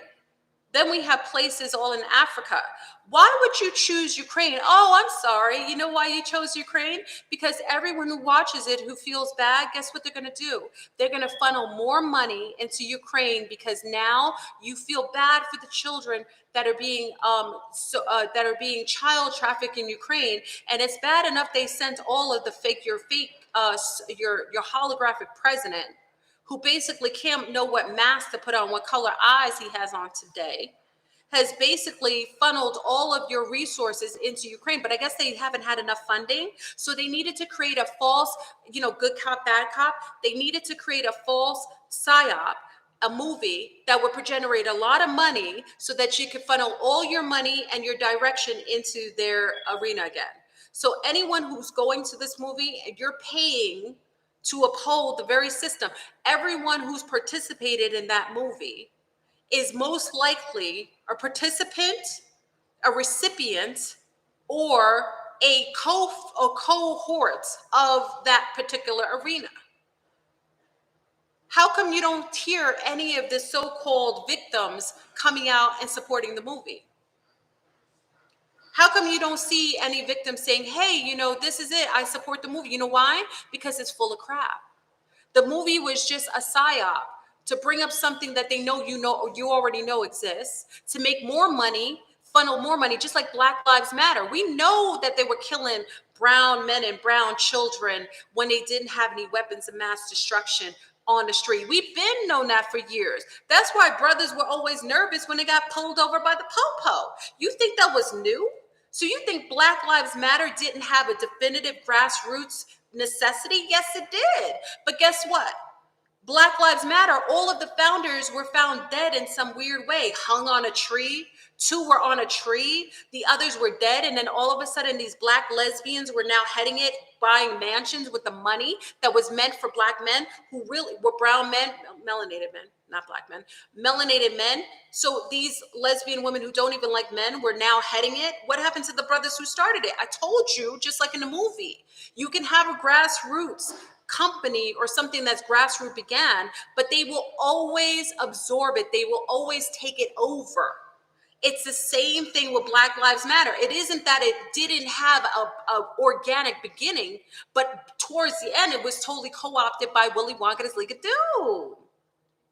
And they funneled all that money to fund your president's son's coke habit, snorting Biden, okay? And his father, or the multiple versions of him under the mask. And this is what you think is them telling you the truth? No, it's them toying with you and making you pay for their organizations and more funneling of children. There isn't anyone trying to save any children. And Ukraine shouldn't have been the first one. If it's an American director, it's an American funded movie, why wouldn't you talk about the child trafficking that's going on in the United States? Why wouldn't you talk about who's coming across those Mexican borders and who's funding those child traffickers? Because remember, you only talk about the traffickers. Why don't you talk about the funders of the traffickers, the people who are actually the vampires requiring for children's organs and women's sex perversions? It's like arresting all the drug dealers. Who's bringing the drugs in the States? Remember we used to say this in the city, in New York? We used to say, wow, it's amazing. You basically arrest all the drug dealers. You're not stopping the drugs coming in because that's all smoke and mirrors. You're arresting all the drug dealers, but really the ones bringing all the drugs in the country, they have private jets and they live in billion-dollar houses where they have, a free reign to go anywhere they want without going through TSA like me and you. Okay, so that's the first one. Okay, that's the first one. That's a psyop. I hope there isn't anybody watching the movie. There isn't any reason why you should be watching that perversion. There isn't anything you shouldn't be watching what they do to children. You should be hearing the victims if they're talking, but that I didn't hear a victim's perspective. All I heard is a whole bunch of wealthy men making movies about things that they're probably participating in. No shade. And let's go into the other fake psyop. Aliens, disclosure. So you're telling me that all of these years, now you decide to have a hearing with 3 high-profiled whistleblowers about the aliens, and it's all going to be disclosed. Now, I happen to watch the entirety of that disclosed,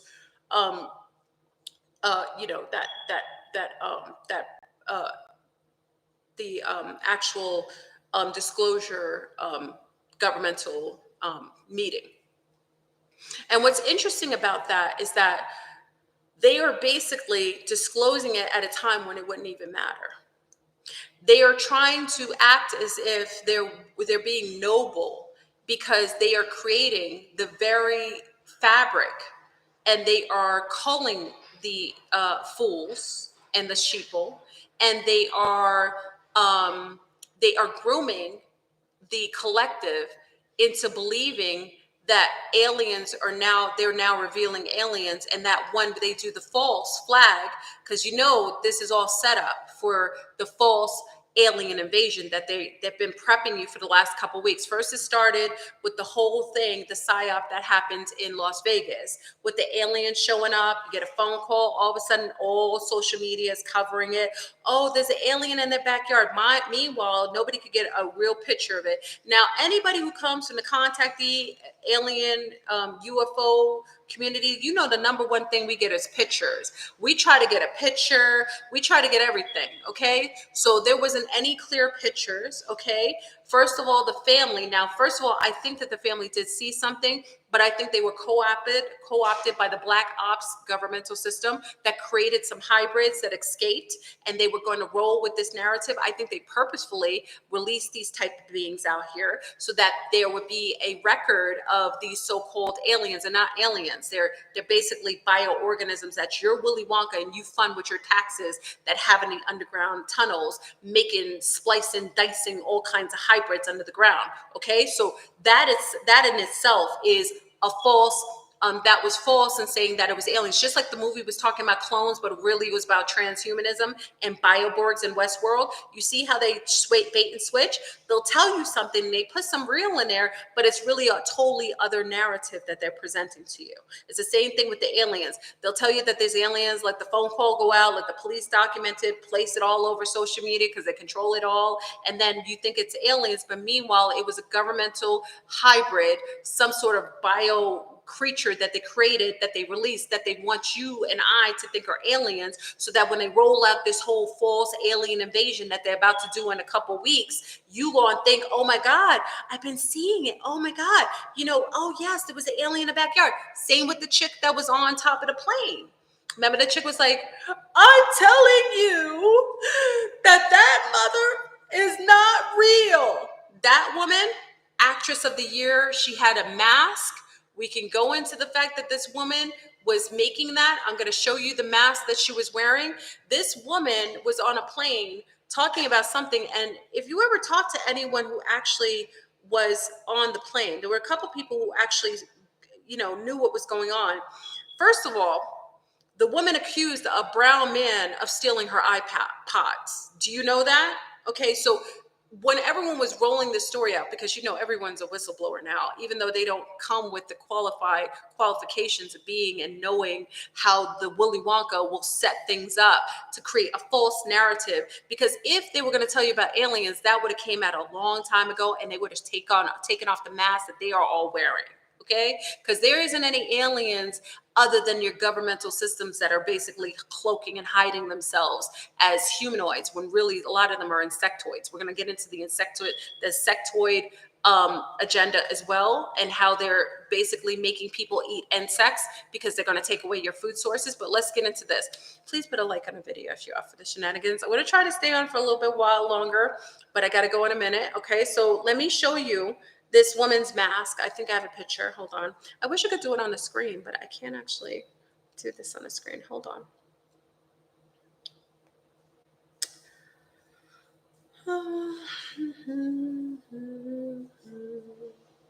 And the only reason this video is probably not taken down because Willy Wonka guys bait and switch my video. Okay? Oh, what is that? Okay. Do I have her?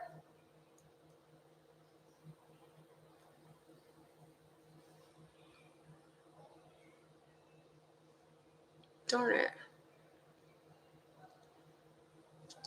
I don't think I took it. Hold on.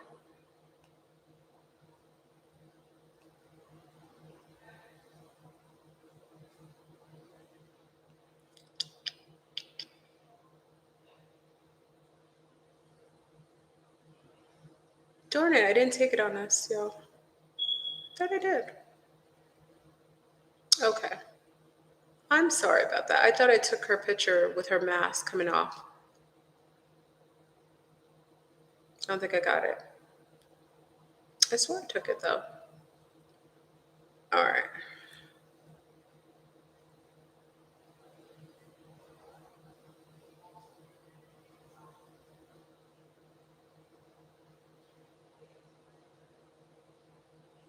All right, I don't think I took it. I'm sorry about that. Okay.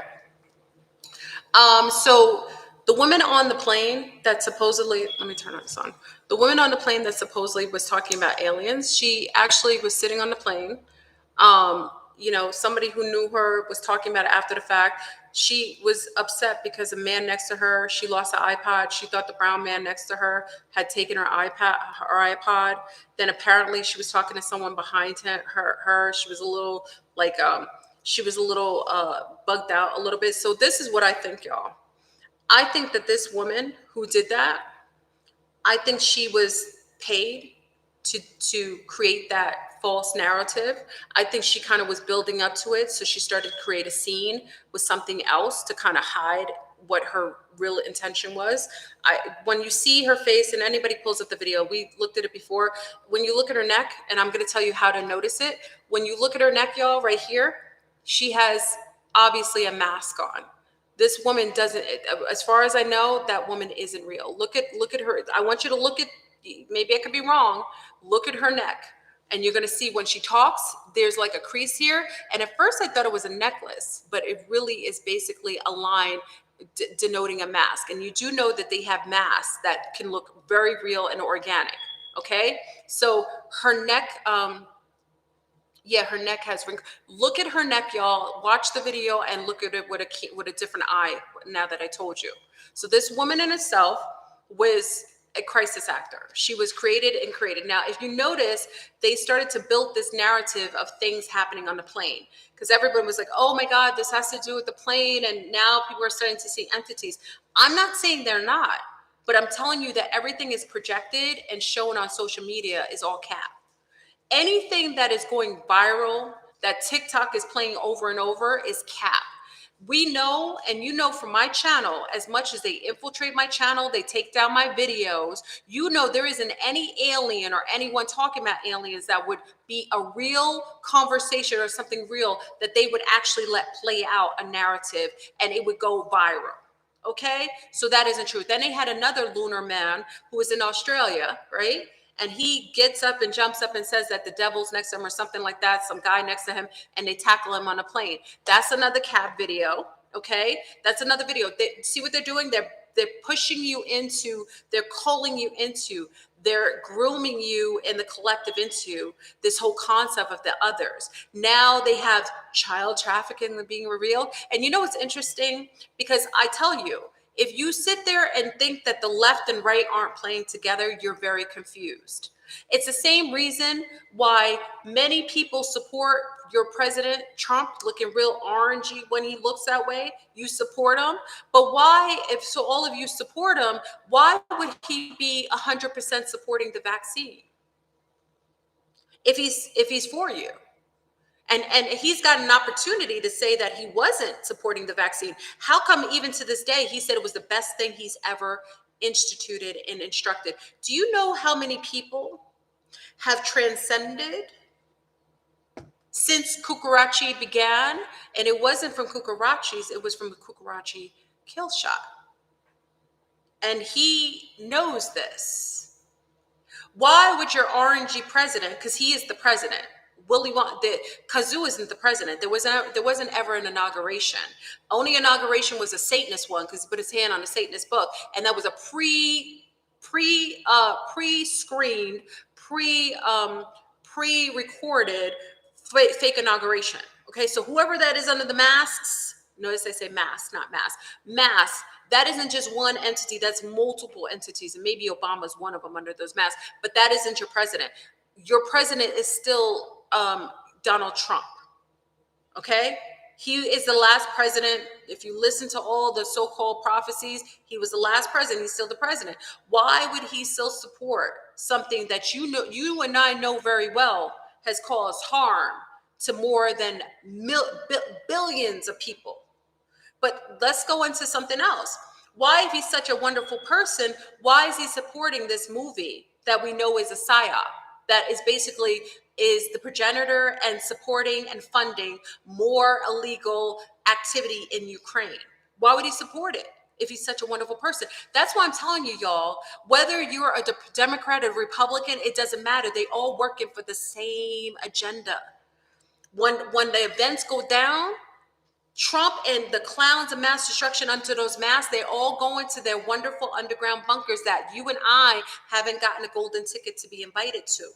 So stop talking about the narrative of the left and right, because that's all part of the smoke and mirrors. It constantly creates this antage of polarities, of duality playing out, left and right, black and white. This is all Masonic type of gameplay. They are basically generating and pushing all of these false narratives out here, creating a theme that, oh, well, the left is so right and the right is so wrong, or the right is so right and the left is so wrong. They're doing this purposefully to keep you and I constantly distracted and pulling into the narratives of the polarities.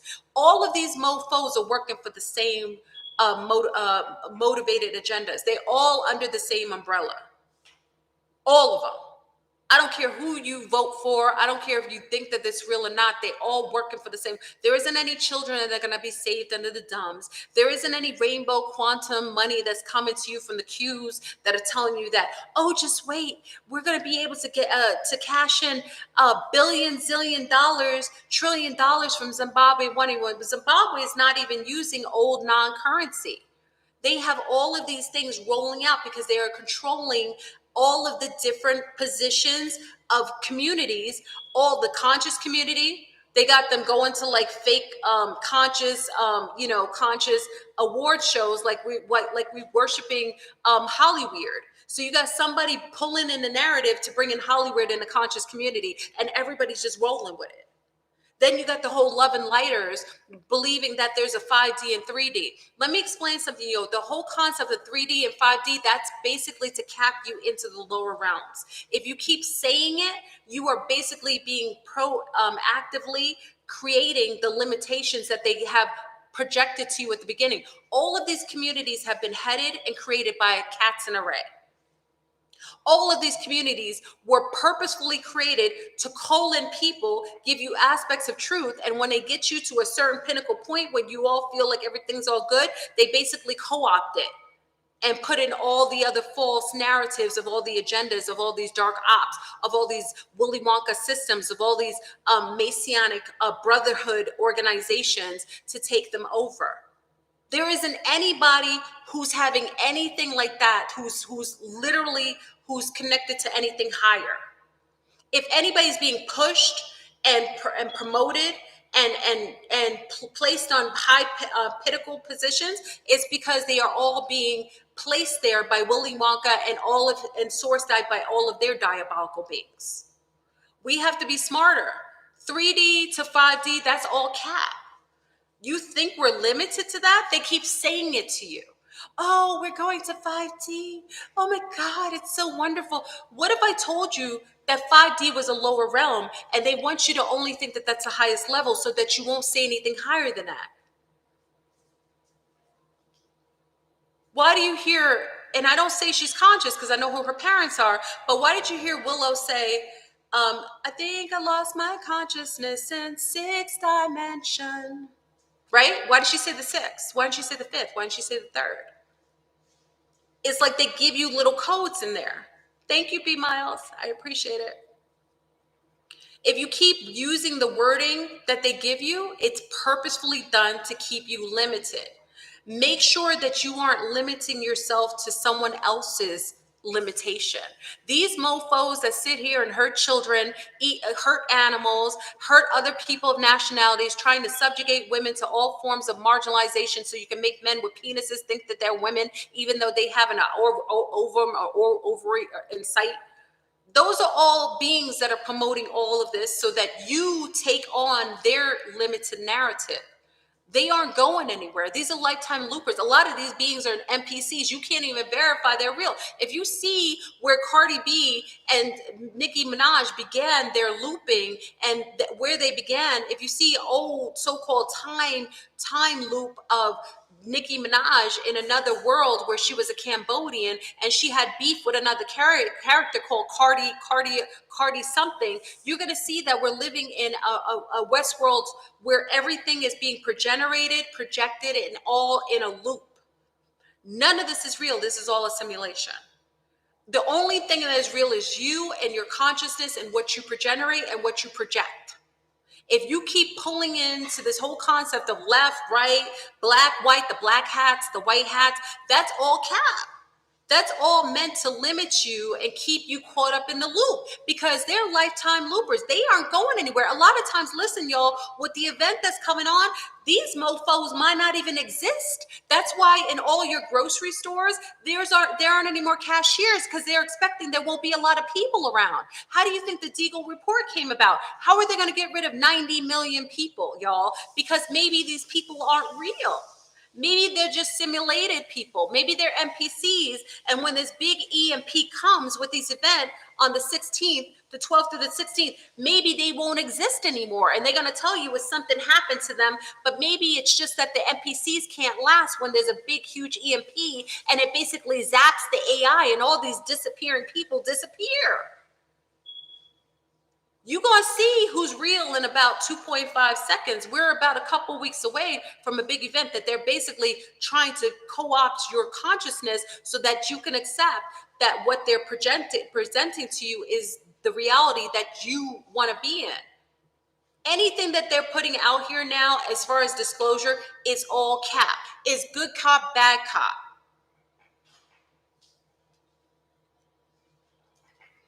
In a couple weeks, when this mofo goes through its 40-year recalibration of the frequency that bounces back and it turns off everything, all these NPCs might disappear. Look at all your grocery stores. Go to all your stores. Where are all the cashiers? You telling me all the cashiers are gone? They're not hiring people? Where are the cashiers? Why are they making everything into automation so that you can only get in by scanning your eye or doing something? How come they're doing that? Why are people standing online scanning their eyes so they can get some cryptocurrency? It's all a setup. And if you do the scanning of the eye, they're going to WestWorld you too. You got to look at the original WestWorld, y'all. Look at the old school movie. I think it was 1970 something. Go look at the old WestWorld. Remember that movie? They went into a resort, they went on vacation, and they came back bioborgs. They basically killed off the original and they replaced them with the Borg. A lot of these people are going to be either, if they're NPCs, meaning they're a projection, they'll disappear, and then others will be replaced with biotechnology. Transhumanism is real, y'all. And they're basically giving you all of the truth, and they're giving it to you in dribbles and drips, but it's basically telling you that at the end of the day, they all are going to replace anything that's organic. That's what all this trans is. It's not about making men into women. It's about getting you co-opted your consciousness to accept the fact that there are going to be bioborgs that are already released, interviewing her on the carpet, and there's a woman behind her in a black dress that walks behind her and then disappears. And she disappears into the air. You know why that happens? Because, oh, what happened? Oh, what did you miss? I've been talking this whole time. Please put a like in the video if you're up for the shenanigans today. They're coming in. I tried to fake out. I did a fake pump with the other video. So I figured all of the others want to go to the other video. They tried, okay. I don't know what you missed. What did I say last? Tell me what I said last. I don't even know.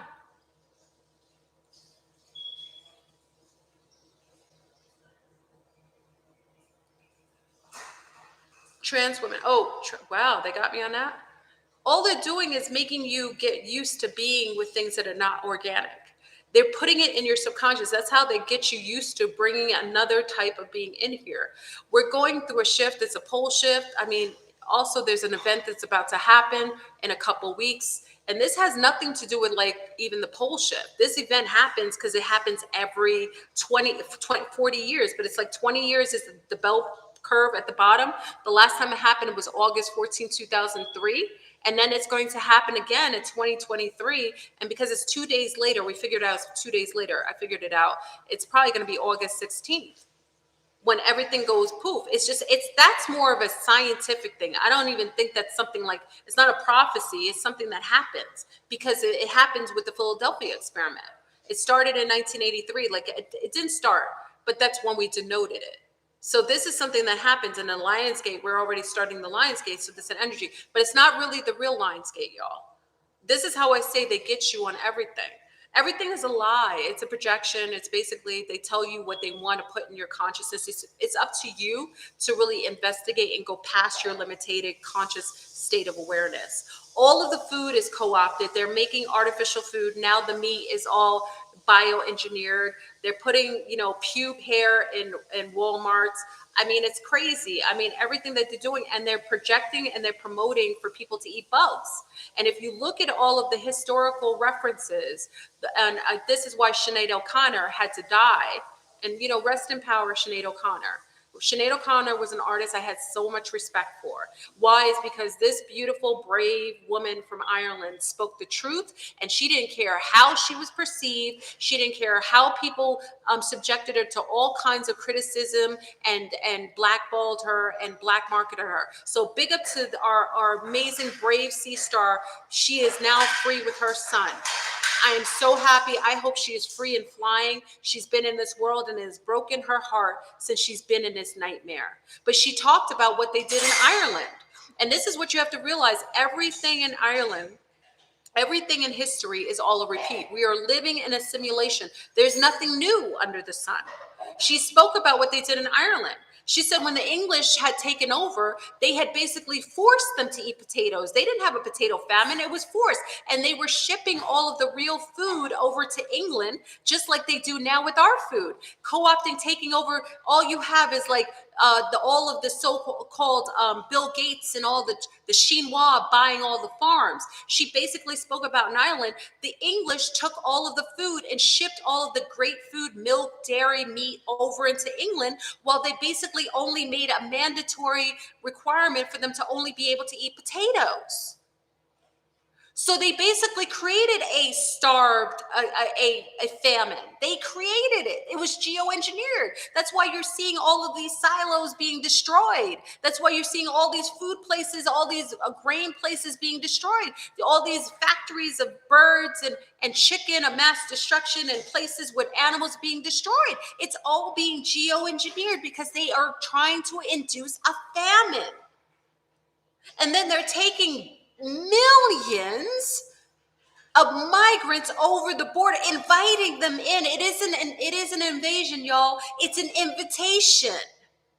Stop calling them invaders. They aren't invading here, and I'm not mad at them because I understand they come from a world. I'm first generation American. I know they're coming to a world that they want better lives, but it is an invitation by a covert, uniformed, Willy Wonka, dark ops, masonry, Satanists, League of Doom, that have invited all of these guests into your country so they can bombard you.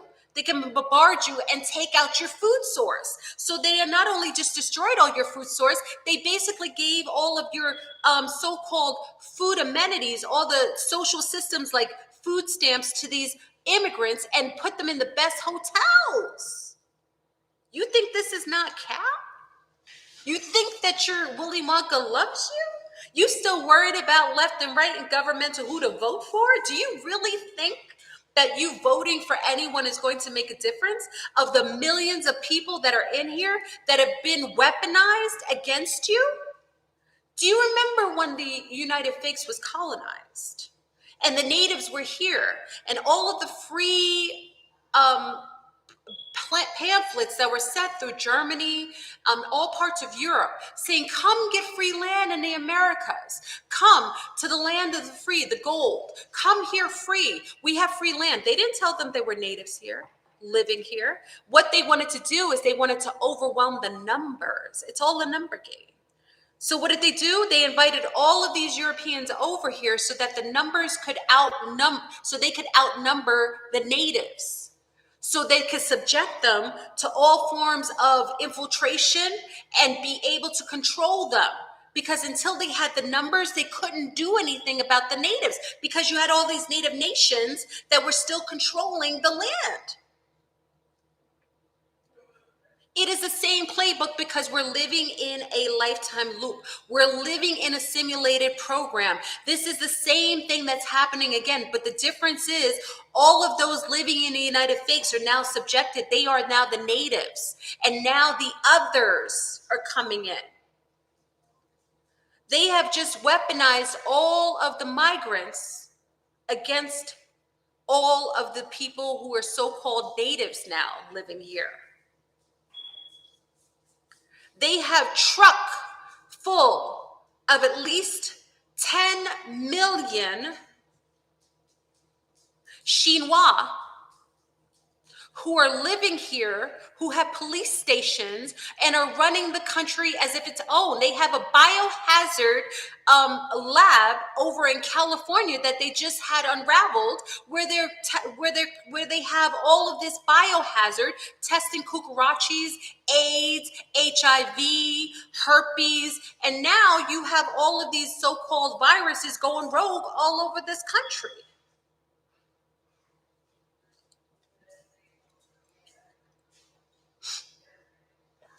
Do we want to go into something else? I want you to take the little ones out of the room because I'm about to mention something. It's very disturbing.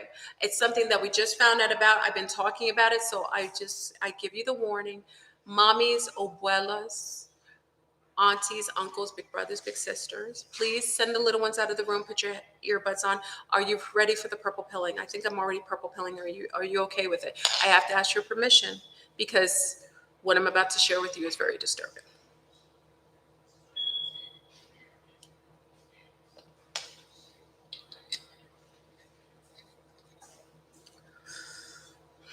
I know I'm going late. It's 10:04 East. Oh, no, it's a little later for you guys. It's very disturbing, and I want to make sure I explain to you that this is going to take you perhaps to a level where you're going to have to realize that it's time for everyone in here to clean up shop. We found out from a homosexual male whistleblower that I remember I told you years ago and you thought I was lying, but if you talk to military people, it is true. There is something called a gay bomb. And this gay bomb was dropped over Afghanistan and also Iraq. It is a fact.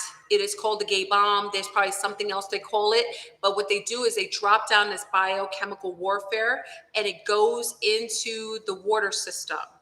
And it infests the people living there. And what it does is it takes over the men. And then men start to act and crave homosexual sex. I can't make this up. But there was a whistleblower who just revealed that he had been engaging in anal copulation, having sex in the buttocks, and he was needing to do a cleanse, a detox. It had nothing to do with his homosexuality. I'm being serious, y'all. I'm not being funny. This is 1,000%. I'm telling you 1,000%. I never do that with you. He decided to do a parasite cleanse with turpentine. When he did the turpentine parasite cleanse, because it was a friend who told him to do it, he decided to do the cleanse. When he did the parasite cleanse, he noticed during the end of his cleanse, there were worms coming out of the parasites. You know, when you do a cleanse, a lot of things may be flushed out of your system. He noticed there was this weird looking, he pooped out this weird looking amoeba looking thing that looked like spikes, like little spikes all over the side of it, like a little amoeba looking thing, like something you see like in water. Like if you go in water in ponds and so on, you tend to see things like he saw one of them poop out. And when he pooped it out, he realized that he stopped wanting to have anal sex. He has then summarized that there is a parasite that basically, like the zombie snail, we talked about the zombie insects that take over and hijack the brain, that literally hijack the man's brains, and it lives in the anus cavity, and it makes men crave having anal sex so that it can pass through each person. It can basically be shed onto the other male, and it needs to be in the anal cavity to do so. So it is an anal cavity parasite that makes men crave anal sex, and that is probably what they put in the monkey balls vaccine.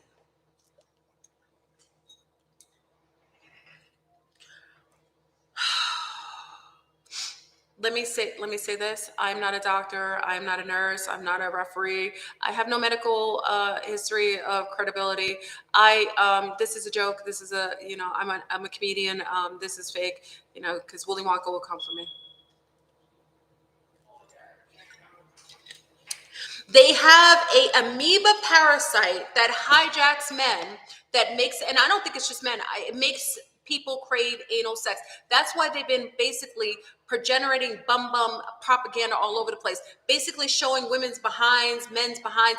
Everybody's having anal sex. There is a parasite that lives in the anal cavity that is making people crave anal sex, and it is literally like the zombie parasite, y'all. Clean yourselves out.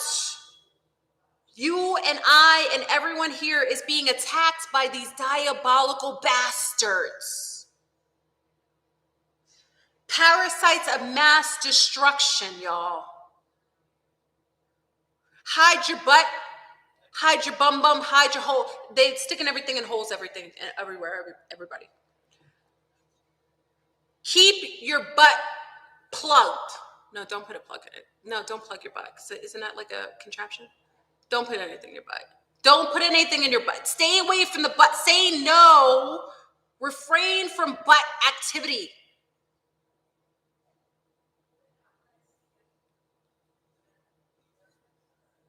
I need a song. Can we have a rap song about this, please? I told you I was going to be a rapper after this. Listen, poop of mass destruction. This amoeba is living in anal cavities, making men crave anal sex. And I think it's women too, because there's a whole bunch of women having anal sex as well. And that's why when you see, when you have hamburger commercials or Kentucky Fried Chicken commercials, people start craving it. That's why you see on all these social media bums all over the place. They're basically they're gaslighting the parasites in the bum.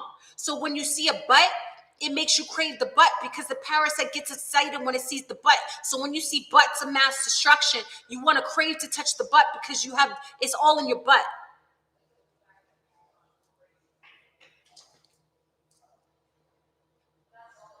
I'm sorry.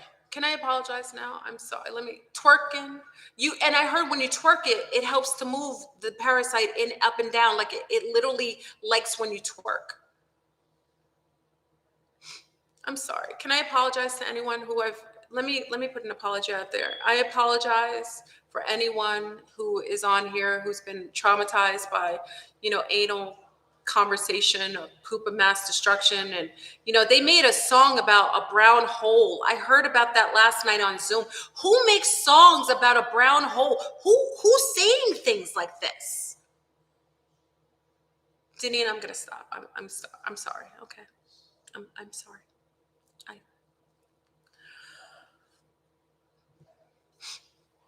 It's in the water. Clean. Do a parasite cleanse. I can't. I can't. Say no. Close your butt. Stop popping, rocking, dropping, pooping, dooping. Just stop. Okay? I'm sorry. It's disturbing. It makes me very upset. Okay? Okay, so let's change the topic. I had to share that with you. I'm very sorry that I'm really bothering you. I just do a parasite cleanse. And if you stop wanting to have anal sex, I've helped you. It's like a Jesus moment. Where are all my Christians in here? Where are you Christians? Don't you do exorcisms? Don't you supposed to do the exorcism on the butt? Can you go and have somebody just do power of Christ? Why don't you do an exorcism on the butt? Like, what happened to the Christians? Y'all used to do something. Like, you just eating pork and all the parasite eating foods. Like, Christians, can we do an exorcism? Like, I'm supporting you to exercise the butts. Like, let's get it together. I mean, God darn it, you talk about everything else. Like, I mean, come on. Help your parishioners. Half of them are bending over. This is the devil, right? Didn't you say that's Satan? Can we get an amen? Anyway, I'm sorry.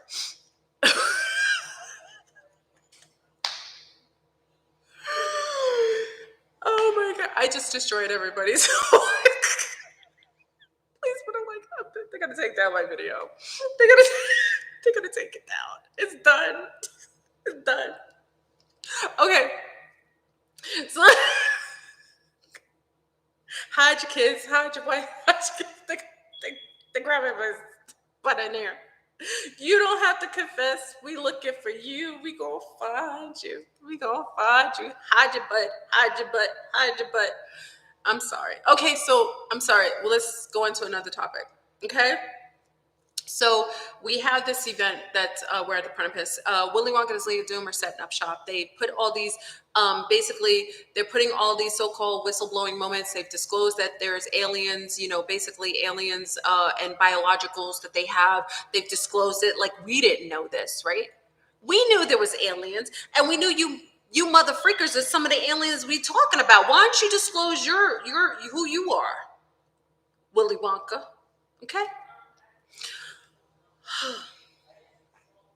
I don't, remember when the Christians used to pray for me? Why don't they do a meditation for the ones and rebuke the butts? Um, okay, so let's talk about what's going on now. I'm gonna this will be the end of the video because I think I don't know if they're gonna take this down. I probably lost like 1,000. Look, all these people left when I started talking about anal copulation. They were infected with the parasite in their butts, and they all left. Look how many people left. They left because once I start talking about the parasites in the butt, the parasites don't want you to hear this conversation. This is what I say. If I'm telling a lie, why don't you do a parasite cleanse? That's why they didn't want you taking ivermectin. They didn't want you getting rid of your parasites. And can I ask somebody if anyone took the monkey balls vaccine, can you contact me via email? I have some questions for you. How come none of these mofos on any social media are talking about the people who took the monkey balls vaccine? Where are all the people who took the monkey? Because there was lines and people went to different states because Miami was San Francisco and Miami were like dropping, popping like it's hot with the cucaracha. Because once they started showing the bobos on the face and all the bumps on the face, which was just cat, and that was all side effects of the cucaracha kill shot. And they made them all stand online and get the shot of mass destruction, which was the monkey balls vaccine. Who took the monkey balls vaccine, and how come we're not talking about the side effects? Do you not think that those little amoebas might have been placed in those vials? I'm not saying it. I could be a liar. Maybe I'm wrong. Maybe I'm wrong. I want to talk to somebody who got the monkey balls. So if you had monkey balls vaccine, can you please contact me at goddessdells, GHADDESSDELL @gmail.com. Can you please contact me? I have questions for y'all. I want to know what's going on with those who took that, because that was another bio thing. Okay, I want to talk to them. Because no one's talking about, we talk about the side effects of the cucaracha shot. How come we're not talking about the side effects of that? And then you're seeing that they're promoting all of this anal and all this cross-sexual, having deviant sex with all kinds of deviancy and so on. I think they might have put the squiggler up in that one, the anal squiggler up in those vials.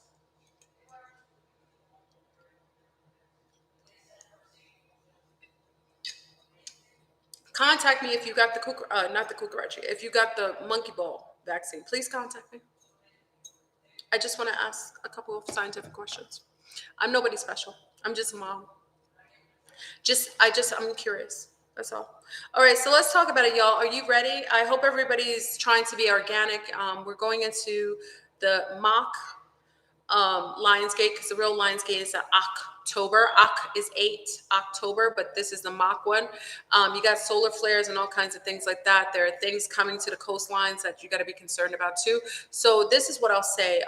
Because I always, when I give you a lot of things that are perceived as, just challenging, I want to give you some good things too. So these are tips for you to be able to overcome what's coming. And know that you can always join us on Zoom. We're on every Sunday. That's why you guys don't see me, because I'm busy with the Zombies. I'm on every Sunday and Tuesday and Thursday with the Zombies at 7 to 7:30 Eastern. Central. And I used to be on a little earlier for you Eastern, but I'm not in Eastern time anymore. I'm in Central. So 7:30 to 7 to 7:30 Eastern. So if you want to join us on Zoom, because tomorrow we're going to go in, we're prepping for this event. We've already, we know what Willy Wonka's doing. And let me give a shout out to the Zoomies. You guys, you gals and guys are absolutely amazing. You are some of the most amazing minds that I have ever met, and I'm grateful to have met some amazing beings that are in this heightened awareness or receptive to, co-mingling with with a higher consciousness. Okay. um, and they tolerate me, which is I'm grateful for, because it takes a kind of, you have to have a certain kind of palate to deal with Libra. Not everybody can. I'm a little spicy. Anyway, so we have an upcoming, perceivably, I think the prediction is, they're saying that we're having a so-called meteor shower. Ironically, it's going to be on the 11th to the 13th, which is that 12th in the middle. Okay. I personally think that that is them preparing you for what's going to happen. Do know that they weaponize the Chinois. The Chinois are everywhere, and they're being told to go after Americans, to do certain things to Americans. So I would just say, and I don't want to just say it's just the Chinois, it's others too. Okay, so um, just know that you got to be careful with them pushing out frequencies. Now, if you live in the hood, I'm talking to my hoodies, right? Big up to all the hoods who are still, y'all are like resistant. You know what I mean? Y'all got like superpowers. Okay. All those living in the hoods, I gotta tell you, I need you to be mindful. They set now frequencies, and what they do is they progenerate these frequencies, and it basically makes you hostile or really agitated. I need you to pay attention to that. We talked about the earbuds. I would put some earbuds in your ear, not the earbuds that you get and play music, things that mute the sound. You're going to be hit with a lot of frequencies. They're doing it now. Okay, so I need you to pay attention to the frequencies that are basically being sent out here. If you're feeling more agitated, turn off your Wi-Fi's. Okay, so if you're feeling a little agitated, you're getting this temple headache. Remember that also it's messing with your sinuses. It's all of the bariatric pressure that's building up from all of the dormant volcanoes that are now erupting, and lava's flowing all over the place. That's part of the pole shift. So just pay attention to the pressure. So if you're getting these weird headaches, start doing your neti pots. Come to Zoom. We'll talk about other regimens that we have, but just try to pay attention to that. You want to make sure you watch your sinuses. Also, make sure if you're feeling nauseous and so on, you need to stop eating the geoengineered food, y'all. You need to start growing your own food. I'm telling you, I'm not trying to make your life more difficult. I'm not trying to destroy you. And also, all of the drugs, mushrooms, anyone pushing for you to do mushrooms or any sort of plant drugs, stay away from them. Mushrooms right now with the radiation creates all kinds of, cancer. It looks like a mushroom, like a fungus. It creates all these interesting things that happen in your gut. Women, be careful because fibroids is growing faster. Refrain from doing things with dairy or with anything mushrooms or anything too fermented.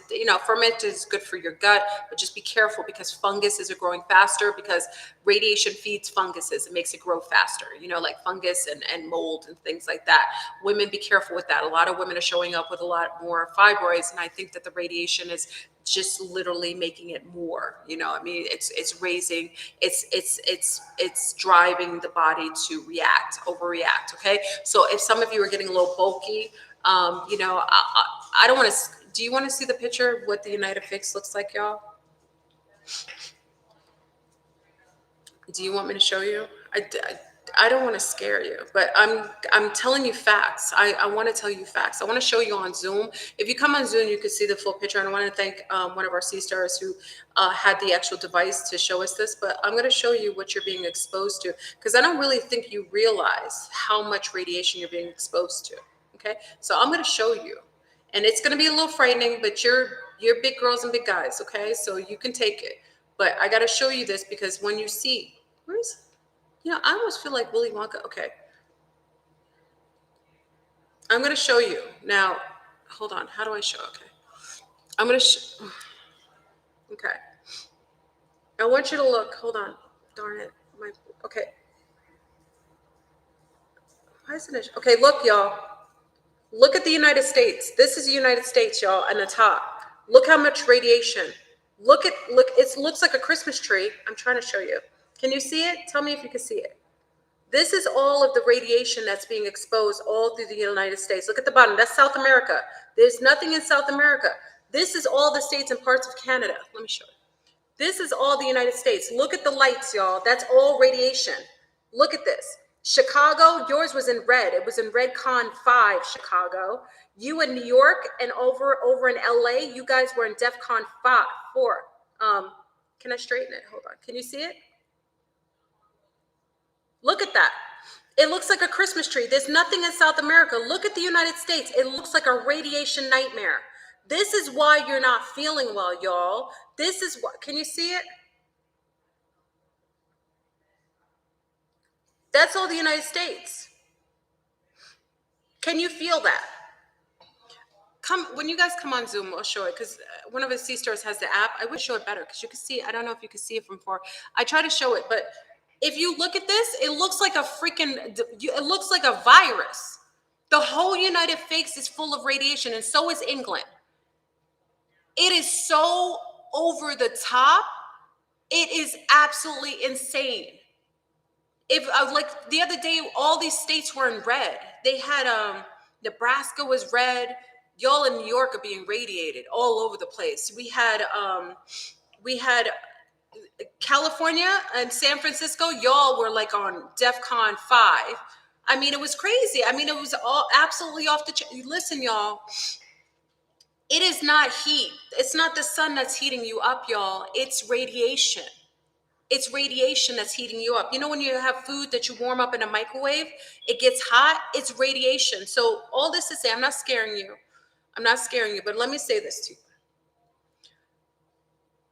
Right now, there are so many things happening, and our family in Jamaica just saw in Ocho Rios a U.S.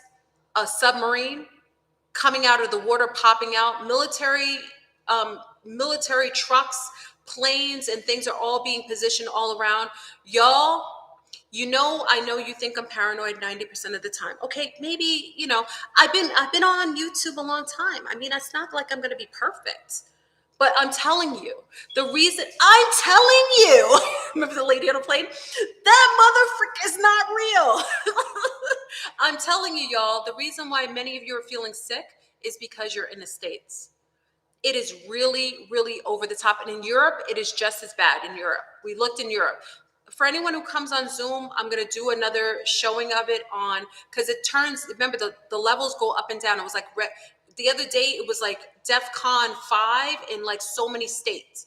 Was it Idaho? What was it, Idaho? Who's in here who was on the thing? Who's in here? Was it Idaho? Not Idaho. Was it Idaho, y'all? Who was it? Where are my Zombies? Zombies, where are you? Was it Idaho? What was the state was in the middle? Can someone tell me again? Was it Idaho? Darn it. It was Ohio. Was it Ohio? Thank you, Jamoji. It was Ohio.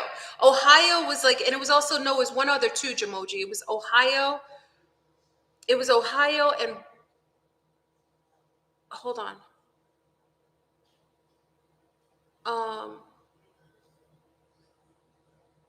Darn it, I forgot. Okay. Nebraska. Oh, Nebraska. Thank you. Thank you, Jessica. It was Nebraska too. Okay. I'm just letting you know, y'all. Let me explain this. This is late night. Willy Wonka's not really on here. They'll probably delete this video. Okay. So let me say this to you. I wanted to show you the picture because I always feel guilty. Like if I know something and I don't share it, I feel guilty. Like I feel like, we talk about it on Zoom all the time. So it's like we always know it, but I feel bad because look, we have nearly 2,000 people here and I want you to know this. Okay. So Europe, and they're radiating everyone, and they basically invited all of these people in here to basically take out people in the States. I'm telling you the truth. It is going to be an all-out war, and your health is all that matters. So what I'll say to you is this: you have to be healthy. You have to be as healthy as possible. Everything about you has to be totally harmonic in order for you to make it. Listen, even with all of the craziness, We don't even talk about the sleeper cells that they're about to wake up in this country. They're going to attack Americans. That is their goal. And I'm a liar. I'm a liar. Don't listen to me. This is all a joke. I'm a comedian. Okay. Um, this is what they're planning to do. They are basically outnumbering all of our males. Okay. They've got a gay bomb out here. They basically have put this in all of these water and all these things. Men, please do a parasite cleanse. I promise you, you won't regret it. Do a parasite cleanse, please. Do this immediately. We got a couple weeks before this big weird event happens, and this is not something that has to do with like the aliens or anything like this. This is something that happens every 40 years. And they are preparing for it, and they're trying to call people. Listen, y'all, I can't talk about the other things about your account. You come with us on Zoom, we'll discuss that. I'm not gonna bring that up because I want this video to try to stay up. There's certain things that they freaking get on us about too much. But I'll say this: be healthy. Try to refrain from eating food, the meat from any of these gross resources. I mean, if you go, try to do as much farm as you can. You need to prepare and have some stockpile in your house. And if some of you, all my canners, all our women who who jar things, have some things, especially if you have a big family, have some things jarred up. Like if you do eggs, do organic soy-free eggs and bottle them up. Do some, if you do meat, make sure you go to a farm and vet out the place that you get it from. You're going to have to do, and clean your meats, y'all. You're going to have to do cleaning your meats and deparasite the meats because things are crawling out of the meat. Okay, you have to do this. And I'm telling you, for those who are so-called vegans, you need to stockpile on your nutrients because your system isn't going to be able to handle, because our brain is made of fat, and most vegans are devoid of having any fat because they stopped eating eggs and things that have cholesterol. Those are the things your brain needs cholesterol to function. And all of this anti-cholesterol is making people forget things, being forgetful, because you need those fats for your brain. It's very important. You need to do, yes, baths, salt baths. I'm telling you to prepare, y'all. I've told you before, but this is something very serious because this is going to happen. And they're preparing to call you into it after they wipe out your bank accounts, because that's what they're planning to do. And it's going to be a byproduct of this so-called event. They're going to empty out the account, and then they're going to start everybody. That's why everybody's getting their eye freaking scanned like bioborgs, going to get some what is it called again? What's it called? The income, the basic income, the basic income. They're going to get their eye scanned so they can get 2,000 universal basic income. Thank you, Jamoji. Jamoji, hold on. Let me give you magical powers. There you go, Jamoji. They're giving you this, and it's a setup, y'all. They're getting rid of to wipe everything out. And I'm telling you, if you haven't paid for your home or anything like that, you need to be prepared for what's coming. Give your body a break, turn off the Wi-Fi, but what's ever coming, they're trying to get you started, and everybody's going to be put at kneel unless you had things set up already. Have some cash on hand. I told you about that. I know they're going to try to do cashless, but if you got everything in the bank and the bank goes down and it goes zip, look what happened in Ireland 3 years ago. Look what happened in Canada when mofos were trying to go in the place and get their money. Look what happened in parts of Greece when people were holding up people. What was that, in the Middle East? She was holding up the bank to get her money out of the bank. People are going to the bank now trying to get $10,000 out, and they asking you what you need your money for.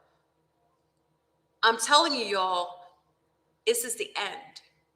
And the radiation is causing health issues. So it's making people unable to think past their biological, their biosphere.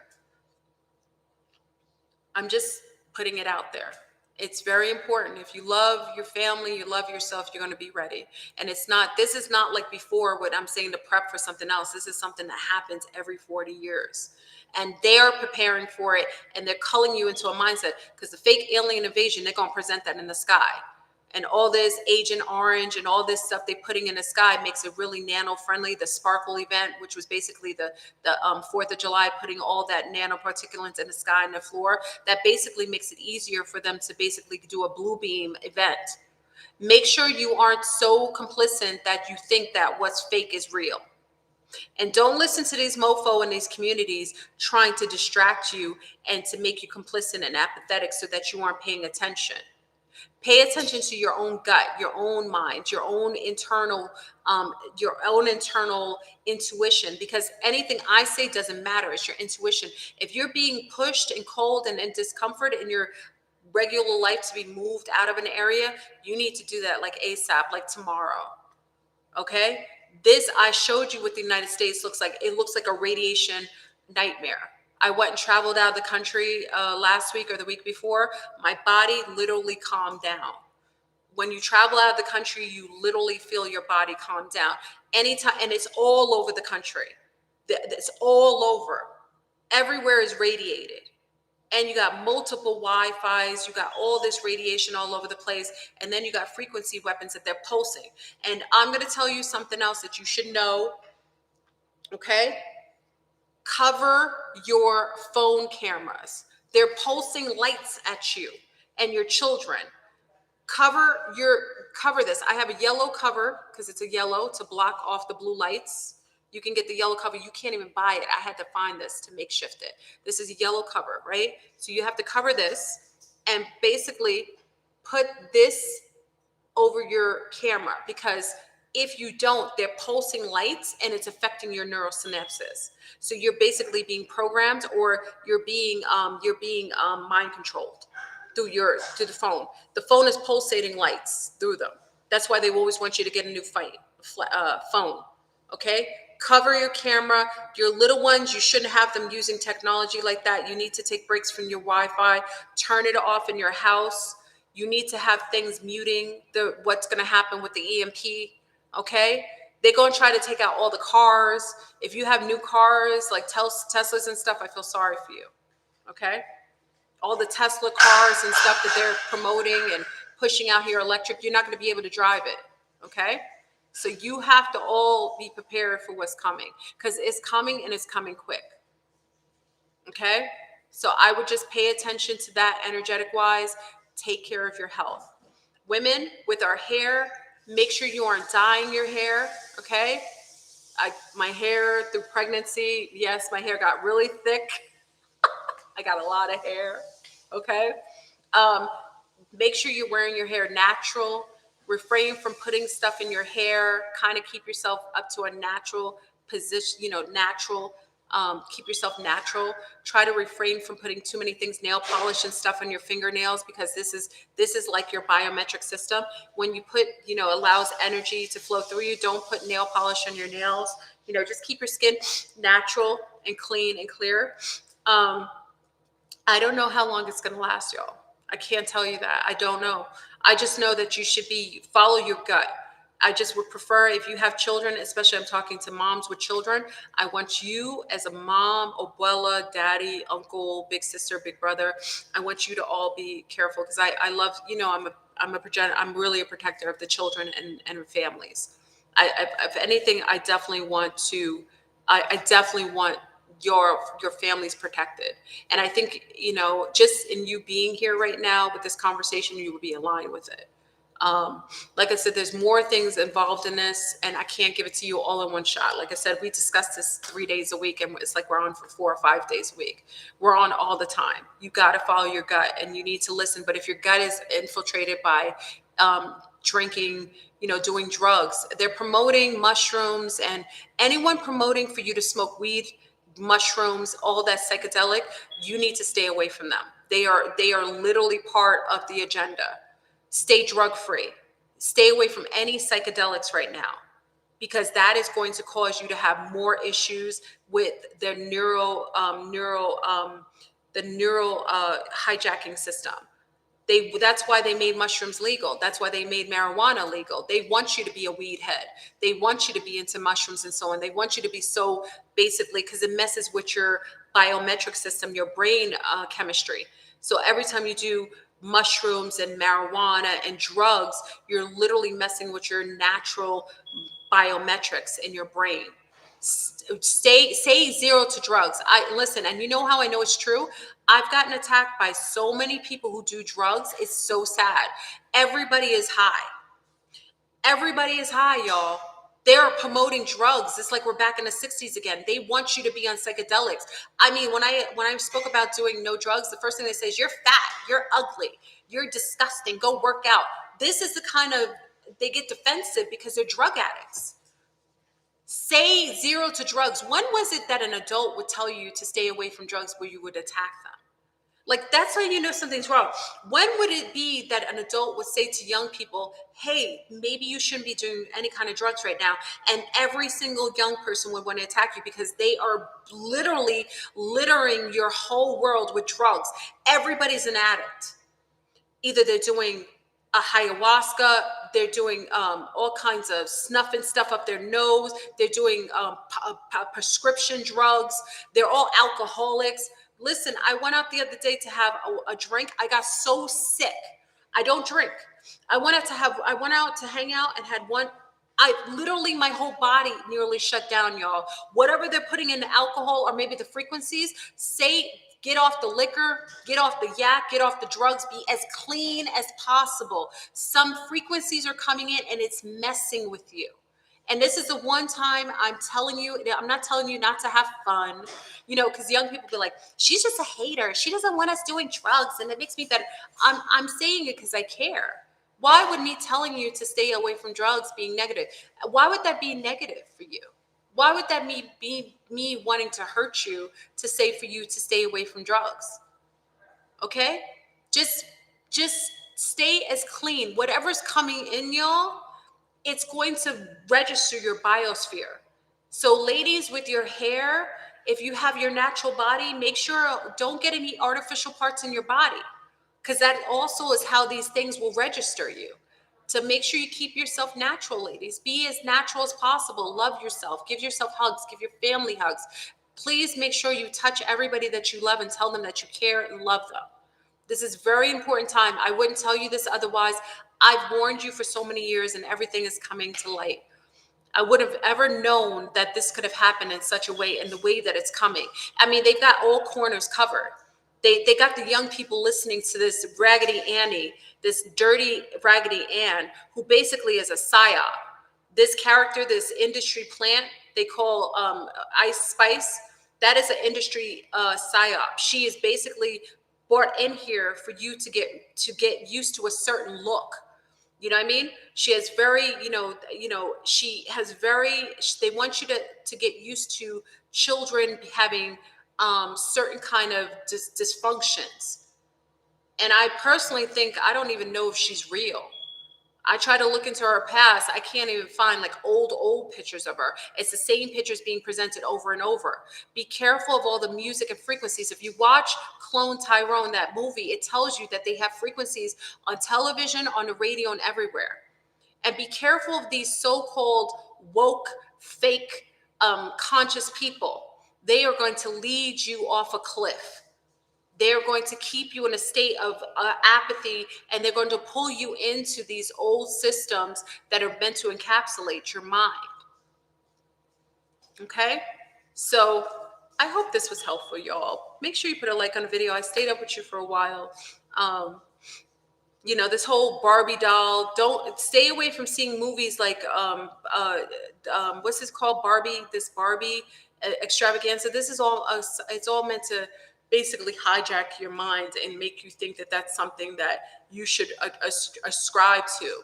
Being a natural, organic person is it's like almost like being a relic nowadays. Having your natural body, like, you know how many people attack my body?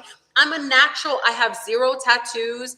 I have natural breasts. I have a natural body. I haven't gone and got surgery. I'm not taking diet pills. I haven't dyed my hair. What's wrong with being a natural woman? Like, why is that being attacked? I haven't any snuffleupagus eyelashes that everybody wears. I wear my natural skin. I'm not putting 50 million layers of tutorial trying to look like a transsexual. I mean, what makes that negative? Like, why is that negative? Why should I be attacked for being a natural woman?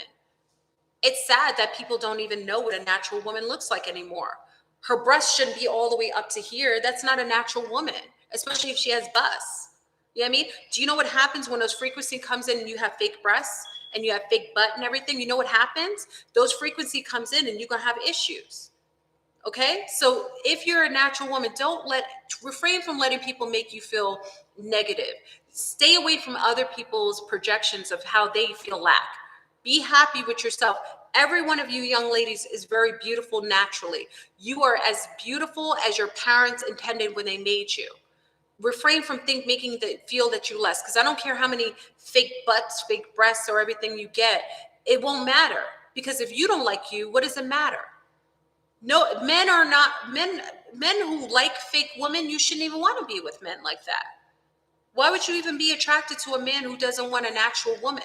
That means that he's pretty much part of the snuffleupagus, snuffleupagus, ant people, the ant women that look like ants. He likes those women. He's an insectoid. Say no to the insectoid men. If he wants to be with an ant woman, let him be. What does that have to do with you? So young sea stars, stop. You're wearing wigs. You don't have to wear wigs. You're beautiful. And you want your electromagnetic, your hair hook up the frequencies. These are your antennas. Thank you, Mother Wisdom. Oh, Mother Wisdom Tree is on here. I love her. Mother Wisdom Tree. Go to her channel. I love her. We've known each other for years. Hi, Mother Wisdom. I love me some Mother Wisdom Tree. Hi, Mother Wisdom. She's always talking about it too. What's wrong with having your hair natural? These are our antennas. Why would you perm your antennas? Why would you dye your antennas? This picks up the frequencies. Like a cat, what happens when you cut off a cat's whiskers? They are in balance. Why would you care? You know what I mean? Just love yourself, be yourself, to be okay. And I'm telling this to all our young men too. I'm like, oh, Mother Wisdom, thank you. You're such a sweetheart. Thank you. And I just think I want all our young ladies to feel happy about themselves. It really makes me sad to see like our young ladies thinking that they have to dress like someone else. They have to put these costumes on just to walk in the world. And it's unnecessary. Because when you love yourself, people will respect that and love you. I haven't ever, gratefully, I haven't had issues with someone loving me for being who I am. I talk about space aliens.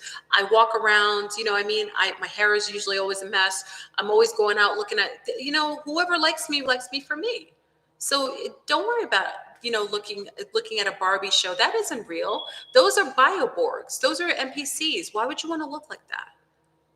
Can these beings even have children? Like, are they even organic? You know what I mean? So be you. So I want to say that to my young ladies. I think you're beautiful. Every hair texture is beautiful. If you have beautiful coily hair, I want to tell you, it's okay to have beautiful coily. My girls have their natural coily hair. I have, my hair is like coily, wavy, all kinds of textured hair. I got all kinds of different hair, but I got wild hair too. So I don't think it's wild. I think it's lovely. And I think it's nice for us to keep it natural. And, who cares what somebody thinks? Because right now we're going into a shift. Loving us is all that matters. And anyone who cares about you naturally, who you are, that's the person you want in your life anyway. Okay. So I tell that to my young ladies on here, because I always feel like a lot of you struggle with feeling confident with yourself because you're looking at IG models and those are artificial. A lot of them have, what are those things? Those filters on them. They have fake everything. Be yourself, because let me explain something. This is what I know. There isn't anyone who can be an original. Knockoffs can be replicated, replaced, and put in another arena. Why would you want to be a knockoff? I always wanted to be an original. There isn't any woman who smells like me. There isn't anyone who has pudgy nose like me and freckles all over her face. There isn't anyone who has my hair texture, my teeth setting, my hands. Who's a better me? Do you understand? A knockoff is just something trying to be me. So be you. And Sunstar's you the same. Be yourself. Okay? So I just wanted to put that out there because I think this is very important with the shift coming and this event. You're going to have to be organic. Be yourself. It's unnecessary. All this craziness online, this is all a psyop. These AI, they're not even real. After the whole event, we may not even see half these people again because they're going to come back after the next cycle so they can replicate themselves. Look at Jay-Z. Jay-Z made a whole honor to himself.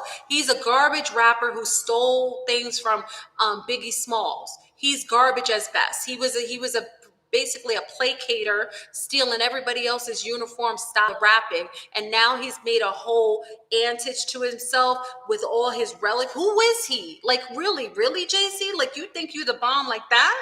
Like, you have a whole thing dedicated to yourself? Like you looking like something out of what's that character with the fuzzy with the hair sticking out, like Spaceball Z? What's going on? And people are allowing this man to make a whole dedication to himself. I mean, God darn it, he's one of the NPCs, y'all. He's part of the AI system. So basically, he's putting that all in a time capsule. So when the reset and the pole shift happen, people come back and think he's God. Because he calls himself Hove. So anyone who wakes up, all those Cabbage Patch children who see all this stuff about Jay-Z, they're probably gonna think he's God. Anyway, I'm just saying. I'm not hating on Jay-Z. He has some decent songs. I'm not saying that. But certainly he isn't the bomb.com. I mean, Biggie Smalls, you got, Busta Rhymes, you got, oh, God knows, I love me some, what do you call it? I love me some, I like Wu-Tang Clan because, I'm a fan of one of the people. I love myself some old school, hip hop. You know what I'm saying? A lot of these so-called rappers were really great because they were independent. They wrote their own rhymes. They were originators.